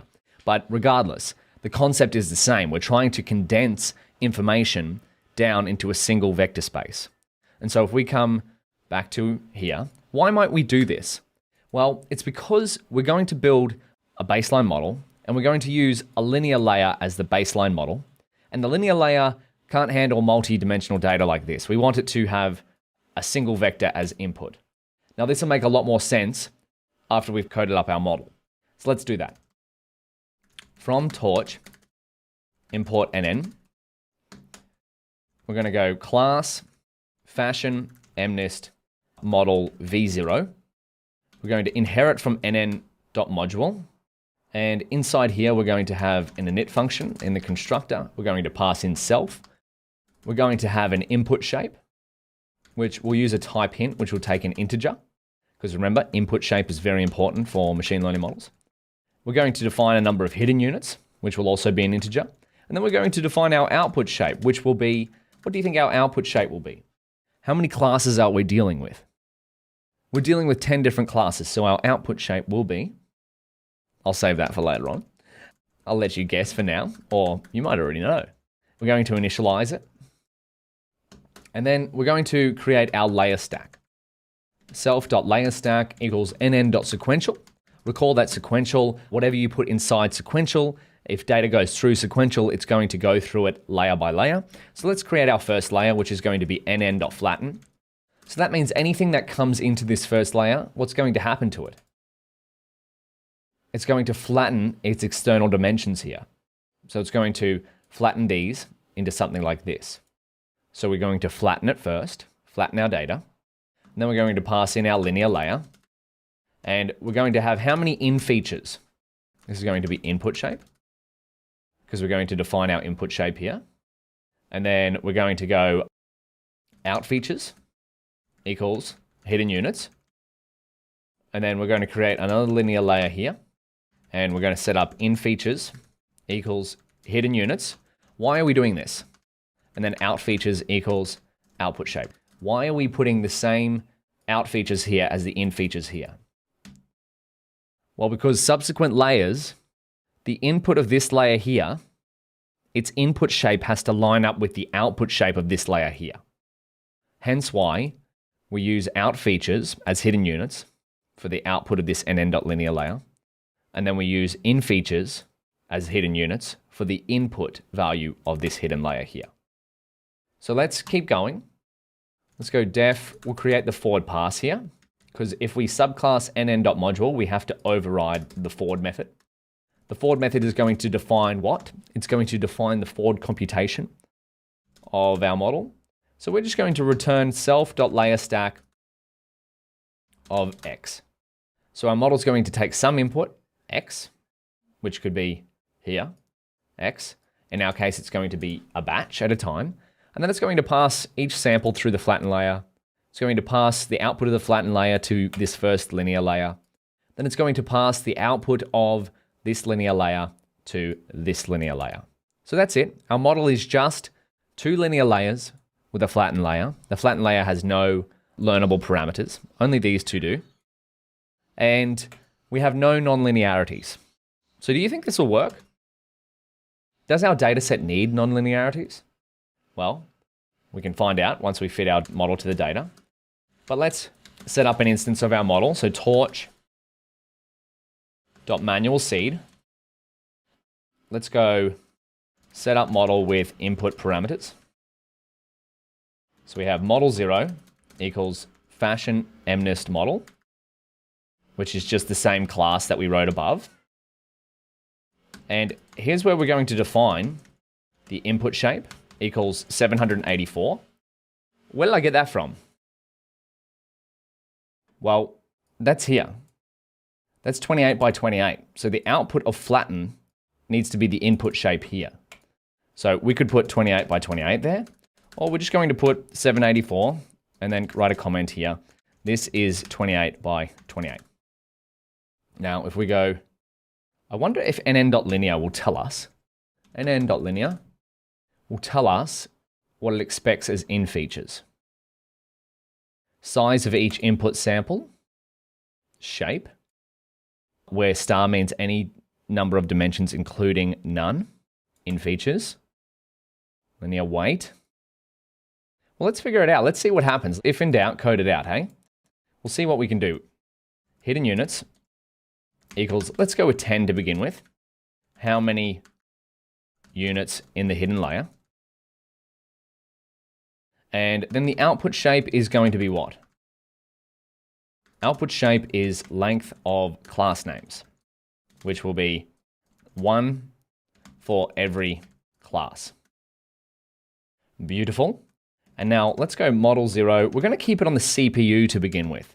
We could write device agnostic code, but to begin, we're going to send it to the CPU. I might just put that up here actually, to CPU. And then let's have a look at model 0. Wonderful. So we can try do a dummy forward pass and see what happens. So let's create dummy x equals torch rand. We'll create it as the same size of an image, just a singular image. So this is going to be a batch of 1, color channel 1, height 28, height 28. And we're going to go model 0 and pass through dummy x. So this is going to send dummy x through the forward method. Let's see what happens. Okay, wonderful.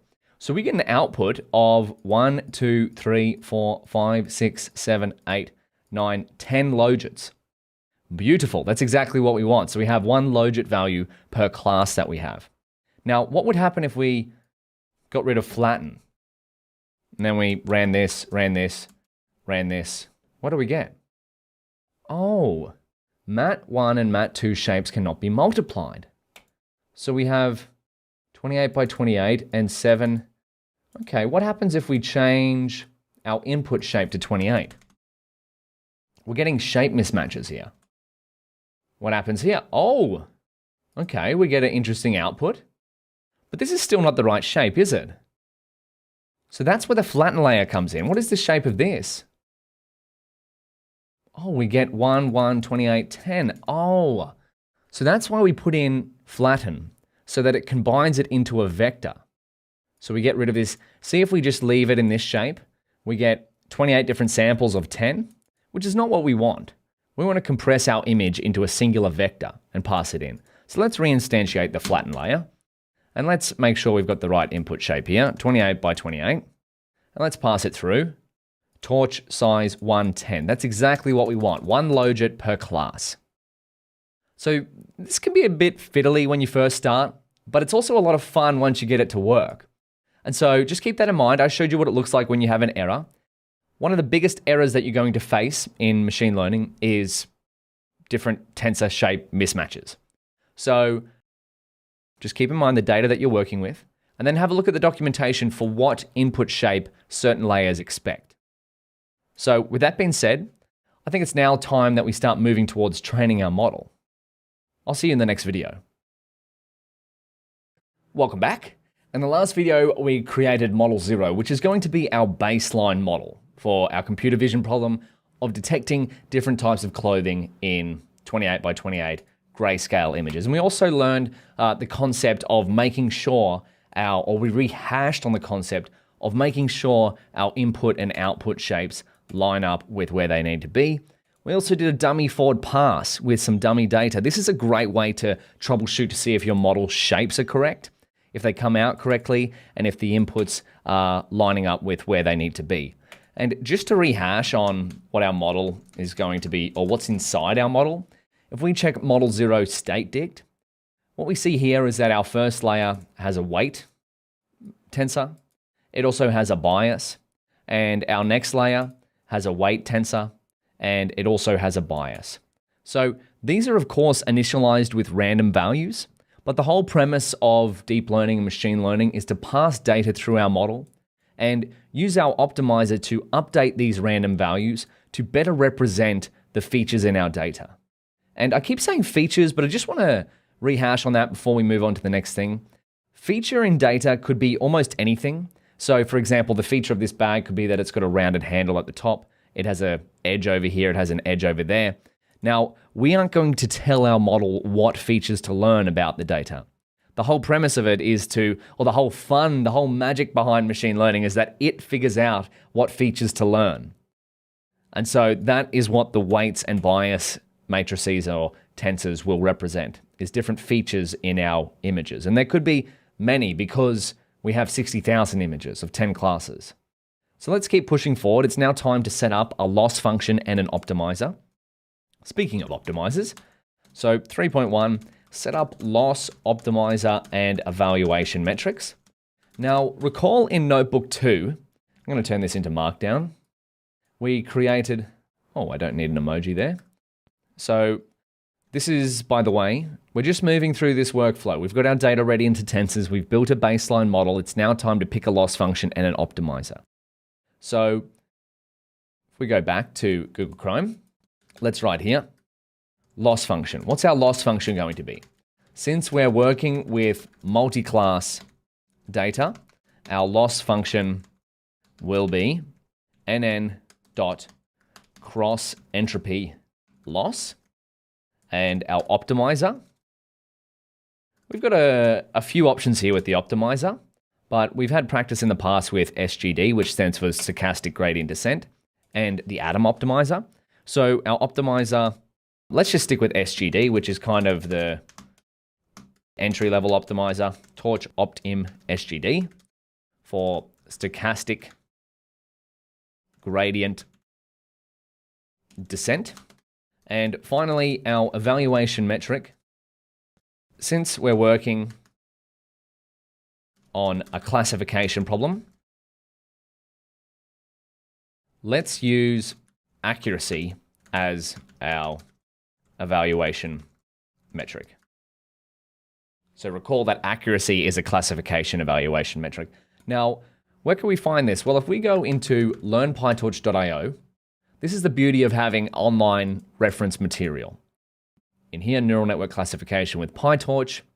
In this notebook, section 02, we created, do we have different classification methods? Yes, we did. So we've got a whole bunch of different options here for classification evaluation metrics. We've got accuracy, precision, recall, F1 score, a confusion matrix. Now we have some code that we could use. If we wanted to use Torch metrics for accuracy, we could. And Torch metrics is a beautiful library that has a lot of evaluation. Oh, it doesn't exist. What happened to Torch metrics? Maybe I need to fix that link. Torch metrics has a whole bunch of different PyTorch metrics. So very useful library. But we also coded a function in here, which is accuracy FN. So we could copy this straight into our notebook here. Or I've also, if we go to the PyTorch Deep Learning GitHub, I'll just bring it over here. I've also put it in helperfunctions.py. Now this is a script of common functions that we've used throughout the course, including if we find accuracy function here. Calculate accuracy. Now, how would we get this helper functions file, this Python file, into our notebook? One way is to just copy the code itself straight here, but let's import it as a Python script. So import request, then we're going to go from pathlib import path. So we want to download, and this is actually what you're going to see very common practice in larger Python projects, especially deep learning and machine learning projects, is different functionality split up in different Python files. And that way you don't have to keep rewriting the same code over and over again. Like, you know how we've written a training and testing loop a fair few times? Well, if we've written it once and it works, we might want to save that to a .py file so we can import it later on. But let's now write some code to import this helper functions .py file into our notebook here. So download helper functions from learn PyTorch repo. So we're going to check if our helper functions .py, if this already exists, we don't want to download it. So we'll print helper functions .py already exists, skipping download, and we're going to go else here. If it doesn't exist, so we're going to download it, downloading helper functions.py, and we're going to create a request here with the request library equals requests.get. Now, here's where we have to pass in the URL of this file. It's not this URL here. When dealing with GitHub, to get the actual URL to the files, many files, you have to click the raw button. So I'll just go back and show you. Click raw here, and we're going to copy this raw URL. See how it's just text here? This is what we want to download into our Colab notebook. And we're going to write it in there, request equals request.get, and we're going to go with open. And here's where we're going to save our helper functions.py. We're going to write binary as file, F is for file. We're going to go f.write request.content. So what this is saying is Python is going to create a file called helperfunctions.py and give it write binary permissions as F. F is for file, short for file. And then we're going to say f.write, hey, request, get that information from helperfunctions.py here and write your content to this file here. So let's give that a shot.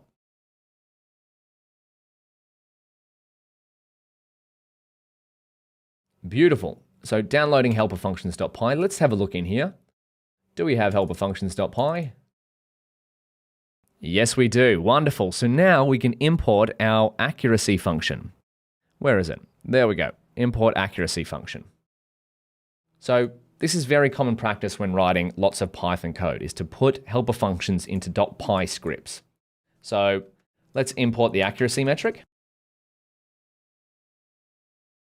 Accuracy metric from helper functions. Of course, we could have used torch metrics as well. That's another perfectly valid option, but I just thought I'd show you what it's like to import your own helper function script.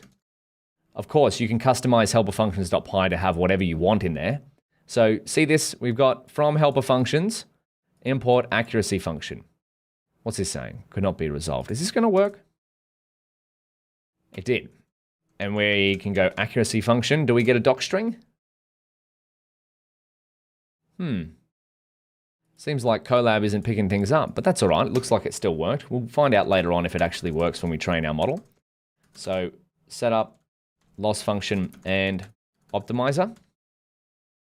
So I'm going to set up the loss function equals nn.crossEntropy loss.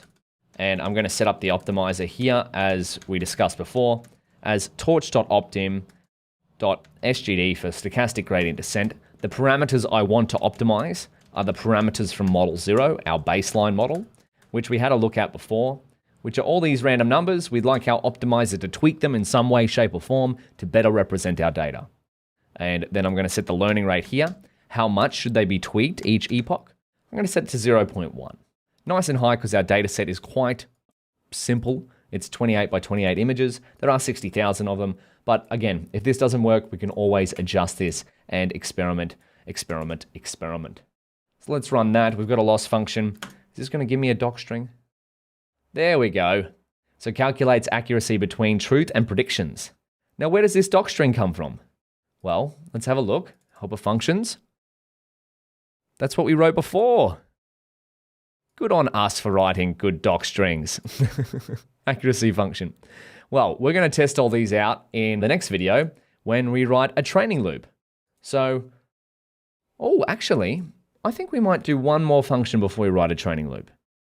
How about we create a function to time our experiments? Yeah, let's give that a go in the next video. I'll see you there.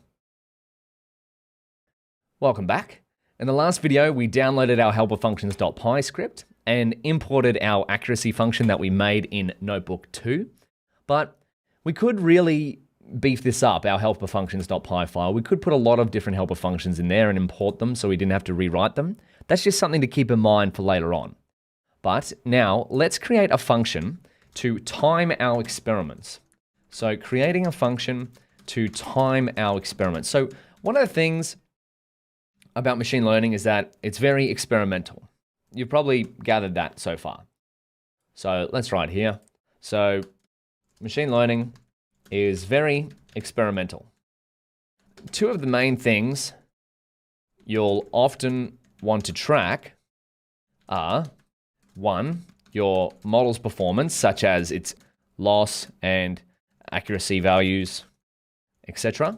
And two, how fast it runs.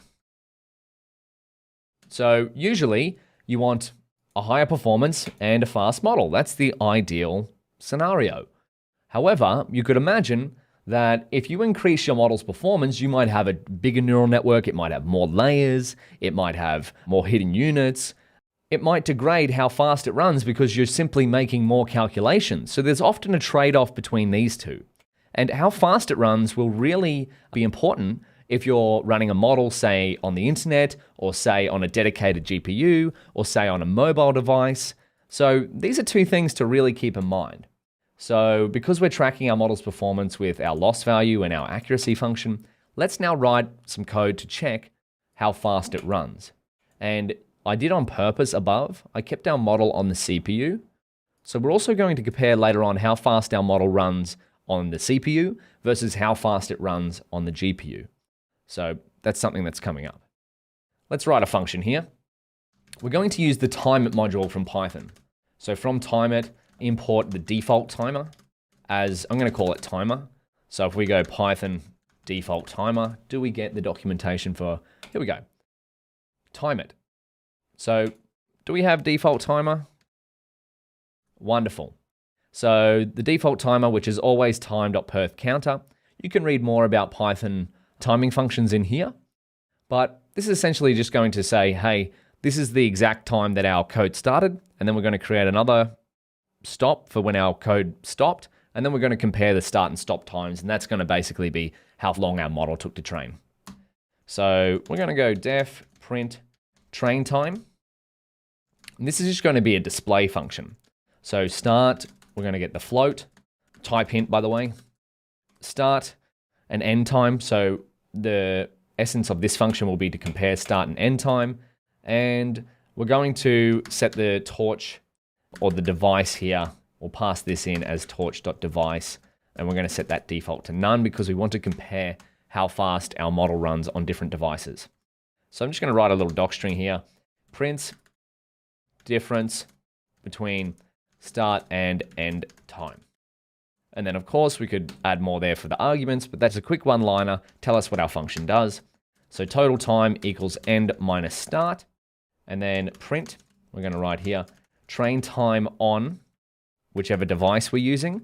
Might be CPU, might be GPU. Total time equals, we'll go to 3, and we'll say seconds. 3 decimal places, that is, and return total time. Beautiful. So, for example, we could do start time equals timer, and then end time equals timer. And then we can put in here some code between those two. And then if we go print, train, oh, maybe we need timer like this. We'll find out. If in doubt, code it out, you know. We'll see if it works. Start equals start time. And end equals end time. And device equals, we're running on the CPU right now. CPU. Let's see if this works. Wonderful. So it's a very small number here. So train time on CPU, very small number because the start time is basically on this exact line. Comment basically takes no time to run. And then end time is on here.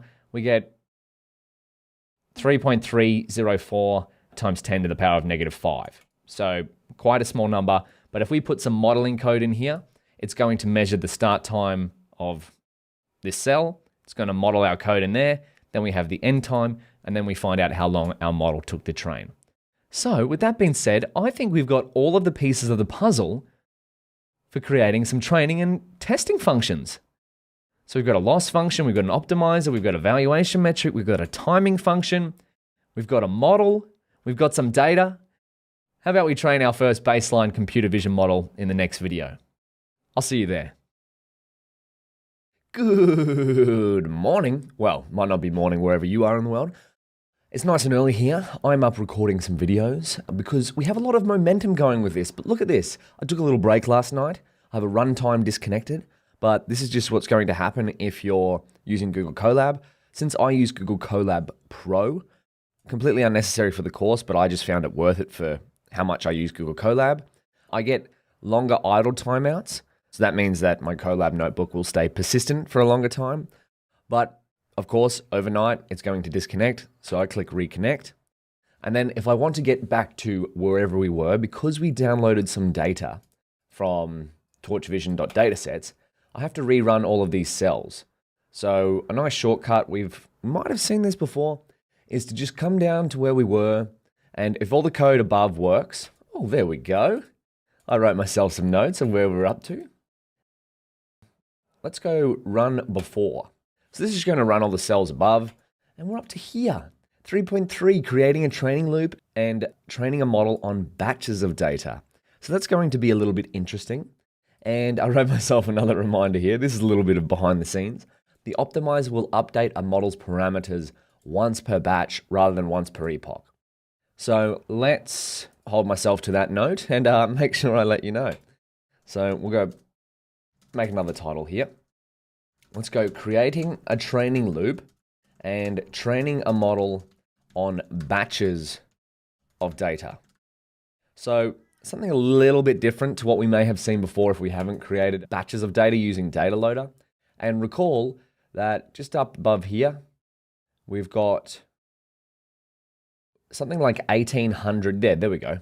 So we've split our data into batches rather than our model looking at 60,000 images of fashion MNIST data at one time. It's going to look at 1,875 batches of 32, so 32 images at a time, of the training data set, and 313 batches of 32 of the test data set. So let's build a training loop and train our first model. Woohoo! So I'm going to write out a few steps actually, because we have to do it a little bit differently to what we've done before. So one, we want to loop through epochs, so a number of epochs, loop through training batches. And by the way, you might be able to hear some birds singing. The sun is about to rise. I hope you enjoy them as much as I do. So we're going to perform training steps, and we're going to calculate the train loss per batch. So this is going to be one of the differences between our previous training loops. And this is going to, after number 2, we're going to loop through the testing batches. So we'll train and evaluate our model at the same step or same loop. And we're going to perform testing steps. And then we're going to calculate the test loss per batch as well. Per batch. Wonderful. 4, we're going to, of course, print out what's happening. You may have seen the unofficial PyTorch optimization loop theme song. And we're going to time it all, for fun of course, because that's what our timing function is for. So let's get started. There's a fair few steps here, but nothing that we can't handle. And remember the motto, if in doubt, code it out. Or there's another one, if in doubt, run the code, but we haven't written any code to run just yet. So we're going to import TQDM for a progress bar. If you haven't seen TQDM before, it's a very good Python progress bar that you can add with a few lines of code. So this is just the GitHub. It's open source software, one of my favorite pieces of software. And it's going to give us a progress bar to let us know how many epochs our training loop has gone through. It doesn't have much overhead, but if you want to learn more about it, please refer to the TQDM GitHub. However, the beautiful thing is that Google Colab has TQDM built in because it's so good and so popular. So we're going to import from tqdm.auto. So there's a few different types of TQDM progress bars. .auto is just going to recognize what compute environment we're using, and it's going to give us the best type of progress bar for what we're doing. So for example, Google Colab is running a Jupyter notebook behind the scenes. So the progress bar for Jupyter notebooks is a little bit different to Python scripts. So now let's set the seed and start the timer. We want to write all of our training loop in this single cell here. And then once it starts, once we run this cell, we want the timer to start so that we can time how long the entire cell takes to run. So we'll go train time start on CPU equals, we set up our timer before. Beautiful. Now we're going to set the number of epochs. Now we're going to keep this small for faster training time so we can run more experiments. So we'll keep this small for faster training time. That's another little tidbit. Do you notice how quickly all of the cells ran above? Well, that's because we're using a relatively small data set. In the beginning, when you're running experiments, you want them to run quite quickly so that you can run them more often. So you can learn more about your data, so that you can try different things, try different models. So this is why we're using number of epochs equals 3. We start with 3 so that our experiment runs in 30 seconds or a minute or so. That way, if something doesn't work, we haven't wasted so much time waiting for a model to train. Later on, we could train it for 100 epochs if we wanted to. So we're going to create a training and test loop. So for epoch in TQDM range epochs, let's get this going. So for TQDM to work, we just wrap our iterator with TQDM, and you'll see later on how this tracks the progress. So I'm going to put out a little print statement here. We'll go epoch. This is just going to say what epoch we're on. We go here. That's something that I like to do quite often, is put little print statements here and there so that we know what's going on. So let's set up the training. We're going to have to instantiate the train loss. We're going to set that to 0 to begin with, and we're going to cumulatively add some values to the train loss here. And then we'll see later on how this accumulates, and we can calculate the training loss per batch. That's what we're doing up here. Calculate the train loss per batch. And then finally, at the end of the loop, we will divide our training loss by the number of batches so we can get the average training loss per batch. And that will give us the training loss per epoch. Now, that's a lot of talking if that doesn't make sense. Remember, if in doubt, code it out. So add a loop to loop through the training batches. So because our data is batchified now, and I've got a crow, or maybe a kookaburra sitting on the roof across from my apartment. It's singing its song this morning. Lovely. So we're going to loop through our training batch data. So I've got for batch, comma, xy, because remember our training batches come in the form of x, so that's our data or our images, and y, which is label. You could call this image label or target as PyTorch would, but it's convention to often call your features x and your labels y. We've seen this before. We're going to enumerate the train data loader as well. We do this so we can keep track of the number of batches we've been through. So that will give us batch there. I'm going to set model 0 to training mode because even though that's the default, we just want to make sure that it's in training mode. Now we're going to do the forward pass. If you remember, what are the steps in a PyTorch optimization loop? We do the forward pass, we calculate the loss, optimize a 0 grad, loss backwards, optimize a step, step, step. So let's do that, hey? Model 0, we'll put the features through there, and then we're going to calculate the loss. We've been through these steps before, so we're not going to spend too much time on the exact steps here, but we're just going to practice writing them out. And of course, later on, you might be thinking, Daniel, how come we haven't functionized this training loop already? We've seemed to write the same generic code over and over again. Well, that's because we like to practice writing PyTorch code, right? We're going to functionize them later on. Don't you worry about that. So here's another little step that we haven't done before, is we have the training loss. And so because we've set that to 0 to begin with, we're going to accumulate the training loss values every batch. So we're going to just add it up here. And then later on, we're going to divide it by the total number of batches to get the average loss per batch. So you see how this loss calculation is within the batch loop here? So this means that one batch of data is going to go through the model, and then we're going to calculate the loss on one batch of data. And this loop is going to continue until it's been through all of the batches in the trained data loader. So 1,875 steps or whatever there was. So accumulate train loss, and then we're going to optimizer 0 grad, optimizer dot 0 grad, and then number 4 is what? Loss backward. Loss backward, we'll do the back propagation step, and then finally we've got number 5, which is optimizer step. So this is where I left my little note above to remind me and to also let you know, highlight that the optimizer will update a model's parameters once per batch rather than once per epoch. So you see how we've got a for loop inside our epoch loop here? So the batch loop.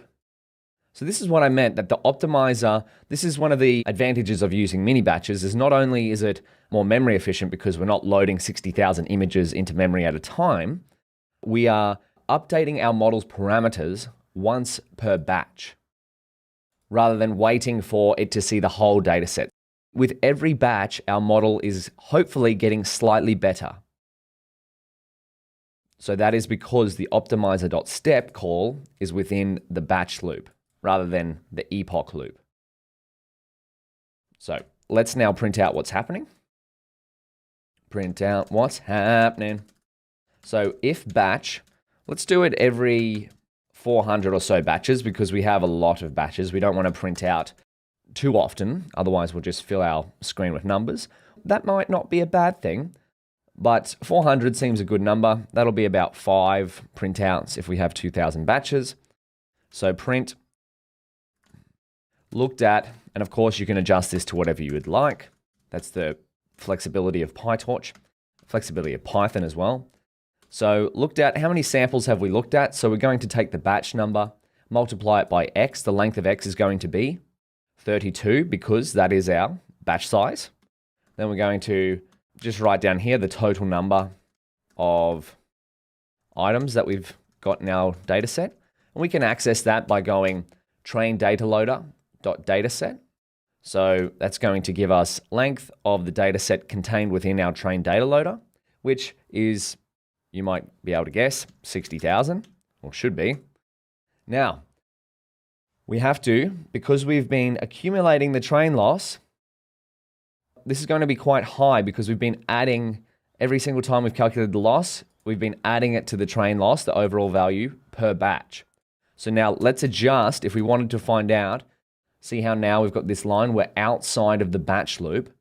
We want to adjust our training loss to get the average training loss per batch per epoch. So we're coming back to the epoch loop here. A little bit confusing, but you just line up where the loops are, and this is going to help you figure out what context you're computing in. So now we are in the epoch loop. So divide total train loss by length of train data loader. Oh, this is so exciting. Training our biggest model yet. So train loss equals, or divide equals, we're going to reassign the train loss.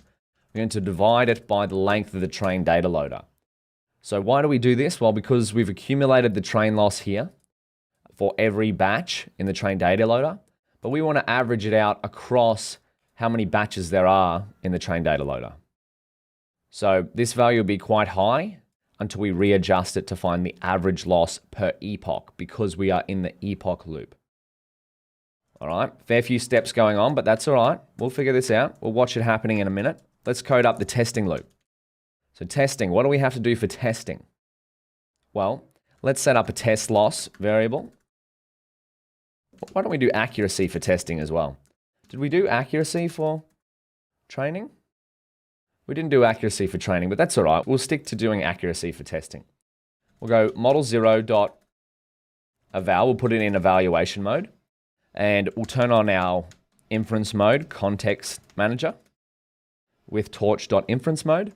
Now we'll do the same thing for x, y in test data loader. We don't need to keep track of the batches here again in the test data loader. So we'll just loop through x, so features, images, and labels in our test data loader. We're going to do the forward pass because the test loop, we don't have an optimization step. We are just passing our data through the model and evaluating the patterns it learned on the training data. So we're going to pass in x here. This might be a little bit confusing. Let's do this x test, y test.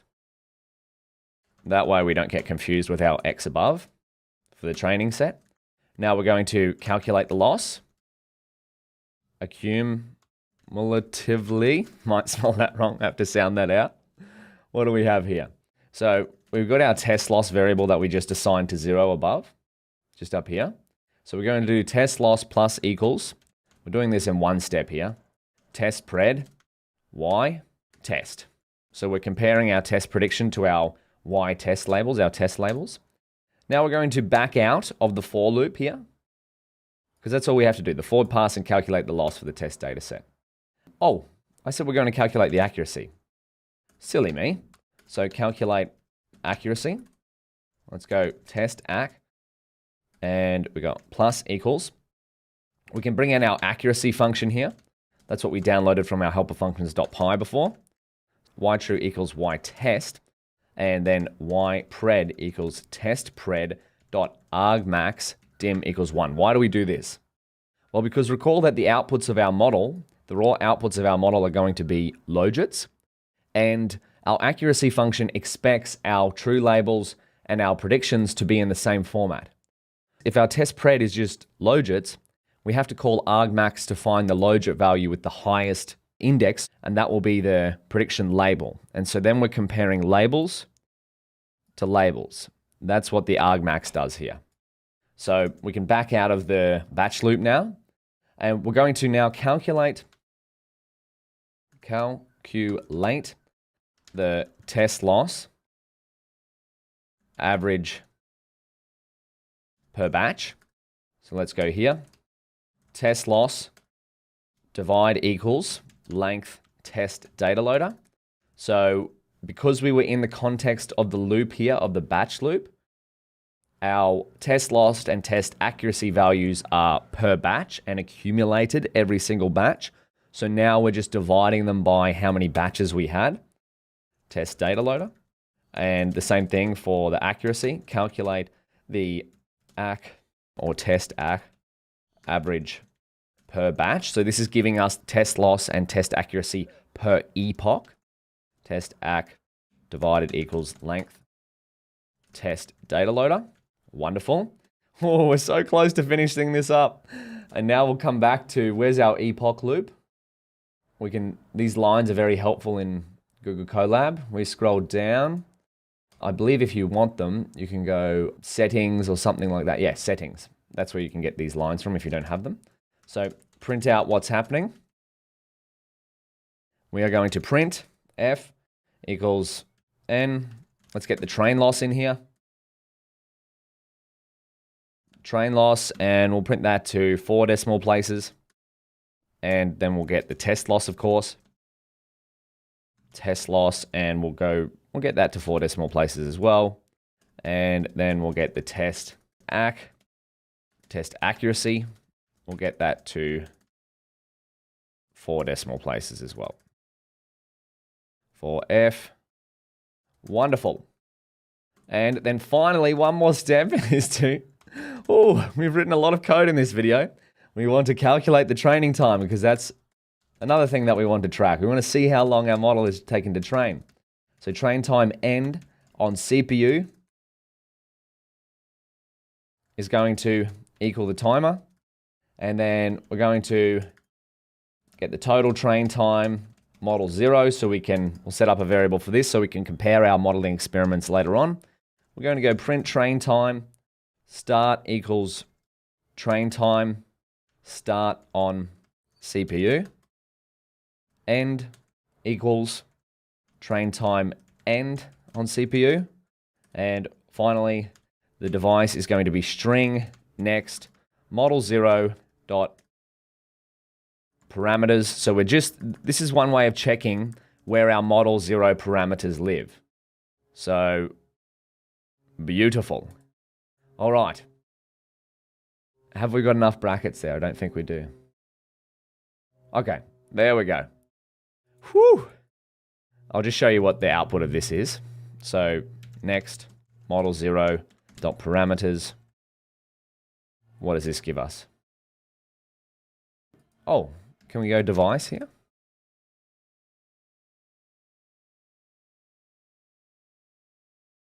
Oh, what do we have here? Model 0 dot parameters. I thought this was a little trick.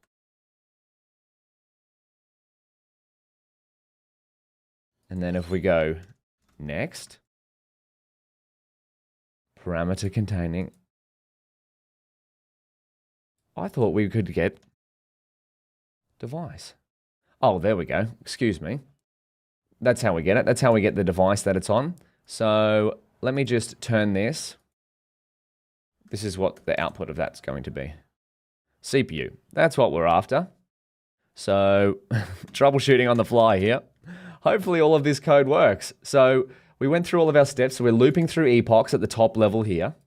We're looped through the training batches, perform the training steps. So our training loop.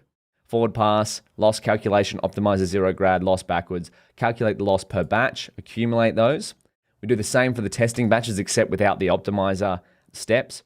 We print out what's happening and we time it all for fun. A fair bit going on here, but if you don't think there's any errors, give that a go, run that code. I'm going to leave this one on a cliffhanger and we're going to see if this works in the next video. I'll see you there. Welcome back. Whew, the last video was pretty full on. We did a fair few steps, but this is all good practice. The best way to learn PyTorch code is to write more PyTorch code. So did you try it out? Did you run this code? Did it work? Did we probably have an error somewhere? Well, let's find out together. You ready? Let's train our biggest model yet. In 3, 2, 1, boom. Oh, of course we did. What do we have? What's going on? Indentation error. Ah, classic. So print out what's happening. Do we not have an indent there? Oh, is that not in line with where it needs to be? Excuse me. Okay. Why is this not in line? So this is strange to me. Enter. How did this all get off by 1? I'm not sure, but this is just what you'll face. Like sometimes you'll write this beautiful code that should work, but the main error of your entire code is that it's off by a single space. I'm not sure how that happened, but we're just going to pull this all into line.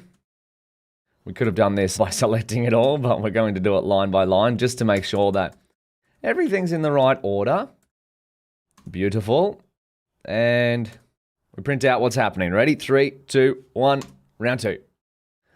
We're going. Okay, so this is the progress bar I was talking about. Look at that. How beautiful is that? Oh, we're going quite quickly through all of our samples. I need to talk faster. Oh, there we go. We got some good results. We got the test, the train loss, the test loss, and the test accuracy is pretty darn good. Oh my goodness. This is a good baseline already. 67%. So this is showing us it's about 7 seconds per iteration. Remember, TQDM is tracking how many epochs we're going through. So we have 3 epochs. And our print statement is just saying, hey, we've looked at 0 out of 60,000 samples. Then we looked at 12,000 out of 60,000 samples. And we finished on epoch 2 because it's 0 indexed. And we have a train loss of 0.4550 and test loss 4766 and a test accuracy 834265 and a training time about just over 21 seconds or just under 22. So keep in mind that your numbers may not be the exact same as mine. They should be in the same realm as mine, but due to the inherent randomness of machine learning, even if we set the manual seed, might be slightly different. So don't worry too much about that. And what I mean by in the same realm, if your accuracy is 25 rather than 83, well then it's probably something's wrong there. But if it's 83.6, well then that's not too bad. And the same with the train time on CPU. This will be heavily dependent, how long it takes to train, will be heavily dependent on the hardware that you're using behind the scenes. So I'm using Google Colab Pro. Now, that may mean I get a faster CPU than the free version of Google Colab. It also depends on what CPU is available in Google's computer warehouse where Google Colab is hosting of how fast this will be. So just keep that in mind. If your time is 10 times that, then there's probably something wrong. If your time is 10 times less than that, well, hey, keep using that hardware because that's pretty darn good. So let's keep pushing forward. This will be our baseline that we try to improve upon. So we have an accuracy of 83.5 and we have a train time of 20 or so seconds. So we'll see what we can do with a model on the GPU later and then also later on a convolutional neural network. So let's evaluate our model. Where are we up to? What we just did, we built a training loop. So we've done that. That was a fair bit of code. But now we're up to, we fit the model to the data and make a prediction. Let's do these two combined, hey? We'll evaluate our model. So we'll come back. Number 4 is make predictions and get model 0 results. Now, we're going to create a function to do this because we want to build multiple models. And that way we can, if we have, say, model 0, 1, 2, 3, we can pass it to our function to evaluate that model, and then we can compare the results later on. So that's something to keep in mind. If you're going to be writing a bunch of code multiple times, you probably want to functionize it. And we could definitely do that for our training and loss loops, but we'll see that later on. So let's go def eval model. So evaluate a given model. We'll pass it in a model, which will be a torch.nn.module or of type. And we'll pass it in a data loader, which will be of type torch.utils.data.dataLoader. And then we'll pass in a loss function so that it can calculate the loss. We could pass in an evaluation metric if we wanted to track that too. So this will be torch.nn.module as well. And then, oh, there we go. Speaking of an evaluation function, let's pass in our accuracy function as well. And I don't want L, I want that. So we want to returns a dictionary containing the results of model predicting on DataLoader. So that's what we want. We're going to return a dictionary of model results. That way we could call this function multiple times with different models and different data loaders and then compare the dictionaries full of results depending on which model we passed in here. So let's set up loss and accuracy equals 0, 0. We'll start those off. We'll go, this is going to be much the same as our testing loop above, except it's going to be functionized and we're going to return a dictionary. So we'll turn on our context manager for inferencing with torch.inference mode. Now we're going to loop through the data loader and we'll get the X and Y values. So the X will be our data, the Y will be our ideal labels. We'll make predictions with the model, in other words, do the forward pass. So we'll go Y pred equals model on X. Now we don't have to specify what model it is because we've got the model parameter up here. So this is, we're starting to make our functions here, or this function, generalizable. So it could be used with almost any model and any data loader. So we want to accumulate the loss and accuracy values per batch because this is within the batch loop here, per batch. And then we're going to go loss plus equals loss function. We'll pass it in the ypred and the y, the true label. And we'll do the same with the accuracy. So, except this time we'll use our accuracy function. We'll send in yTrue equals y, and ypred equals ypred.argmax, because the raw outputs of our model are logits, and if we want to convert them into labels, we could take the softmax for the prediction probabilities, but we could also take the argmax, and just by skipping the softmax step, the argmax will get the index where the highest value logit is, dim equals 1, and then we're going to make sure that we're still within the context manager here, so with Torch inference mode, but outside the loop. So that'll be this line here. We're going to scale the loss and ACK to find the average loss / ACK per batch. So loss will divide and assign to the length of the data loader. So that'll divide and reassign it to however many batches are in our data loader that we pass into our model function. Then we'll do the same thing for the accuracy here. Length data loader. Beautiful. And now we're going to return a dictionary here. So return, we can return the model name by inspecting the model. We'll get an attribute of the model, which is its class name. I'll show you how you can do that. So this is helpful to track if you've created multiple different models and given them different class names. You can access the name attribute. So this only works when model was created with a class. So you just have to ensure that your models have different class names if you want to do it like that. Because we're going to do it like that, we can set the model name to be its class name. We'll get the model loss, which is just this value here. After it's been scaled, we'll turn it into a single value by taking .item. And then we'll go model.acc, or we'll get model_acc for the model's accuracy. We'll do the same thing here. Acc. I don't think we need to take the item because accuracy comes back in a different form. We'll find out. If in doubt, code it out. So calculate model 0 results on test dataset. And I want to let you know that you can create your own functions here to do almost whatever you want. I've just decided that this is going to be helpful for the models and the data that we're building. But keep that in mind that your models, your datasets might be different or will likely be different in the future. So you can create these functions for whatever use case you need. Model 0 results equals a val model. So we're just going to call our function that we've just created here. Model is going to equal model 0. The data loader is going to equal what? The test data loader, of course, because we want to evaluate it on the test data set. And we're going to send in our loss function, which is loss function that we assigned above just before our training loop. So if we come up here, our loss function is up here. And then if we go back down, we have our accuracy function is equal to our accuracy function. We just pass another function in there. Beautiful. And let's see if this works. Model 0 results. Did you see any typos? Likely. Or errors in our code? How do you think our model did? Well, let's find out. Ooh, there we go. We got model accuracy. You see how we could reuse this dictionary later on? So if we had model 1 results, model 2 results, we could use these dictionaries and compare them all together. So we've got our model name.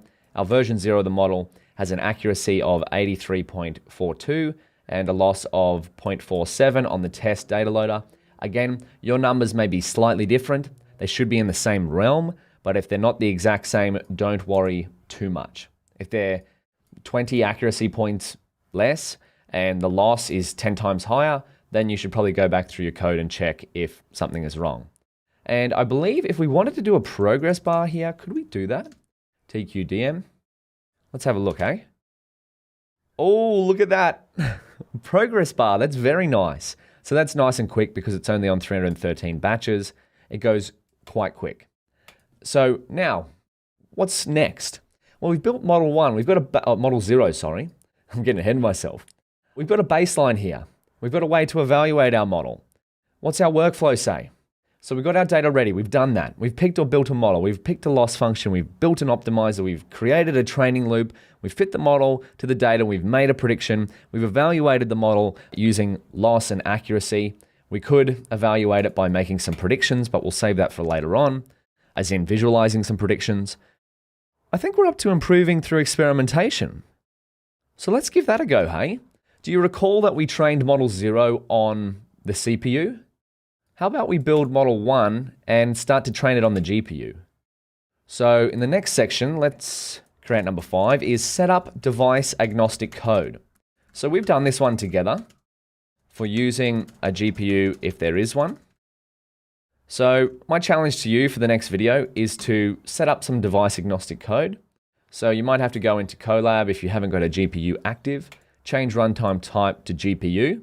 And then because it might restart the runtime, you might have to rerun all of the cells above so that we get our helper functions file back and the data and whatnot. So set up some device agnostic code and I'll see you in the next video. How'd you go? Did you give it a shot? Did you set up some device agnostic code? I hope you gave it a go, but let's do it together. This won't take too long. The last 2 videos have been quite long. So if I wanted to set device agnostic code, I want to see if I have a GPU available. Do I? I can check it from NVIDIA SMI. That fails because I haven't activated a GPU in Google Colab yet. I can also check here, Torch CUDA is available. PyTorch will check if there's a GPU available with CUDA, and it's not. So let's fix these two because we want to start using a GPU and we want to set up device agnostic code. So no matter what hardware our system is running, PyTorch leverages it. So we're going to select GPU here. I'm going to click Save, and you'll notice that our Google Colab notebook will start to reset and will start to connect. There we go.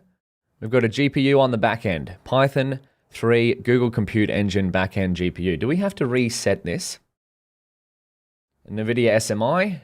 Wonderful. I have a Tesla T4 GPU with 16 gigabytes of memory. That is wonderful. And now, do we have a GPU available? Oh, Torch is not defined. Well, do you notice the numbers of these cells? 1, 2. That means because we've reset our runtime to have a GPU, we have to rerun all the cells above. So we can go run before. That's going to run all the cells above, make sure that we download the data, make sure that we download the helper functions file. If we go back up, we should see our data maybe downloading. It shouldn't take too long. That is another advantage of using a relatively small data set that is already saved on PyTorch datasets. Just keep in mind that if you use a larger data set and you have to re-download it into Google Colab, it may take a while to run. And if you build bigger models, they may take a while to run. So just keep that in mind for your experiments going forward. Start small, increase when necessary. So we'll rerun this, and finally we're going to, oh, there we go. We've got a GPU, wonderful. But we'll write some device agnostic code here. Set up device agnostic code. So import Torch. Now realistically, you will quite often do this at the start of every notebook, but I just wanted to highlight how we might do it if we were in the middle, and I wanted to practice running a model on a CPU only before stepping things up and going to a GPU. So device equals CUDA. This is for our device agnostic code.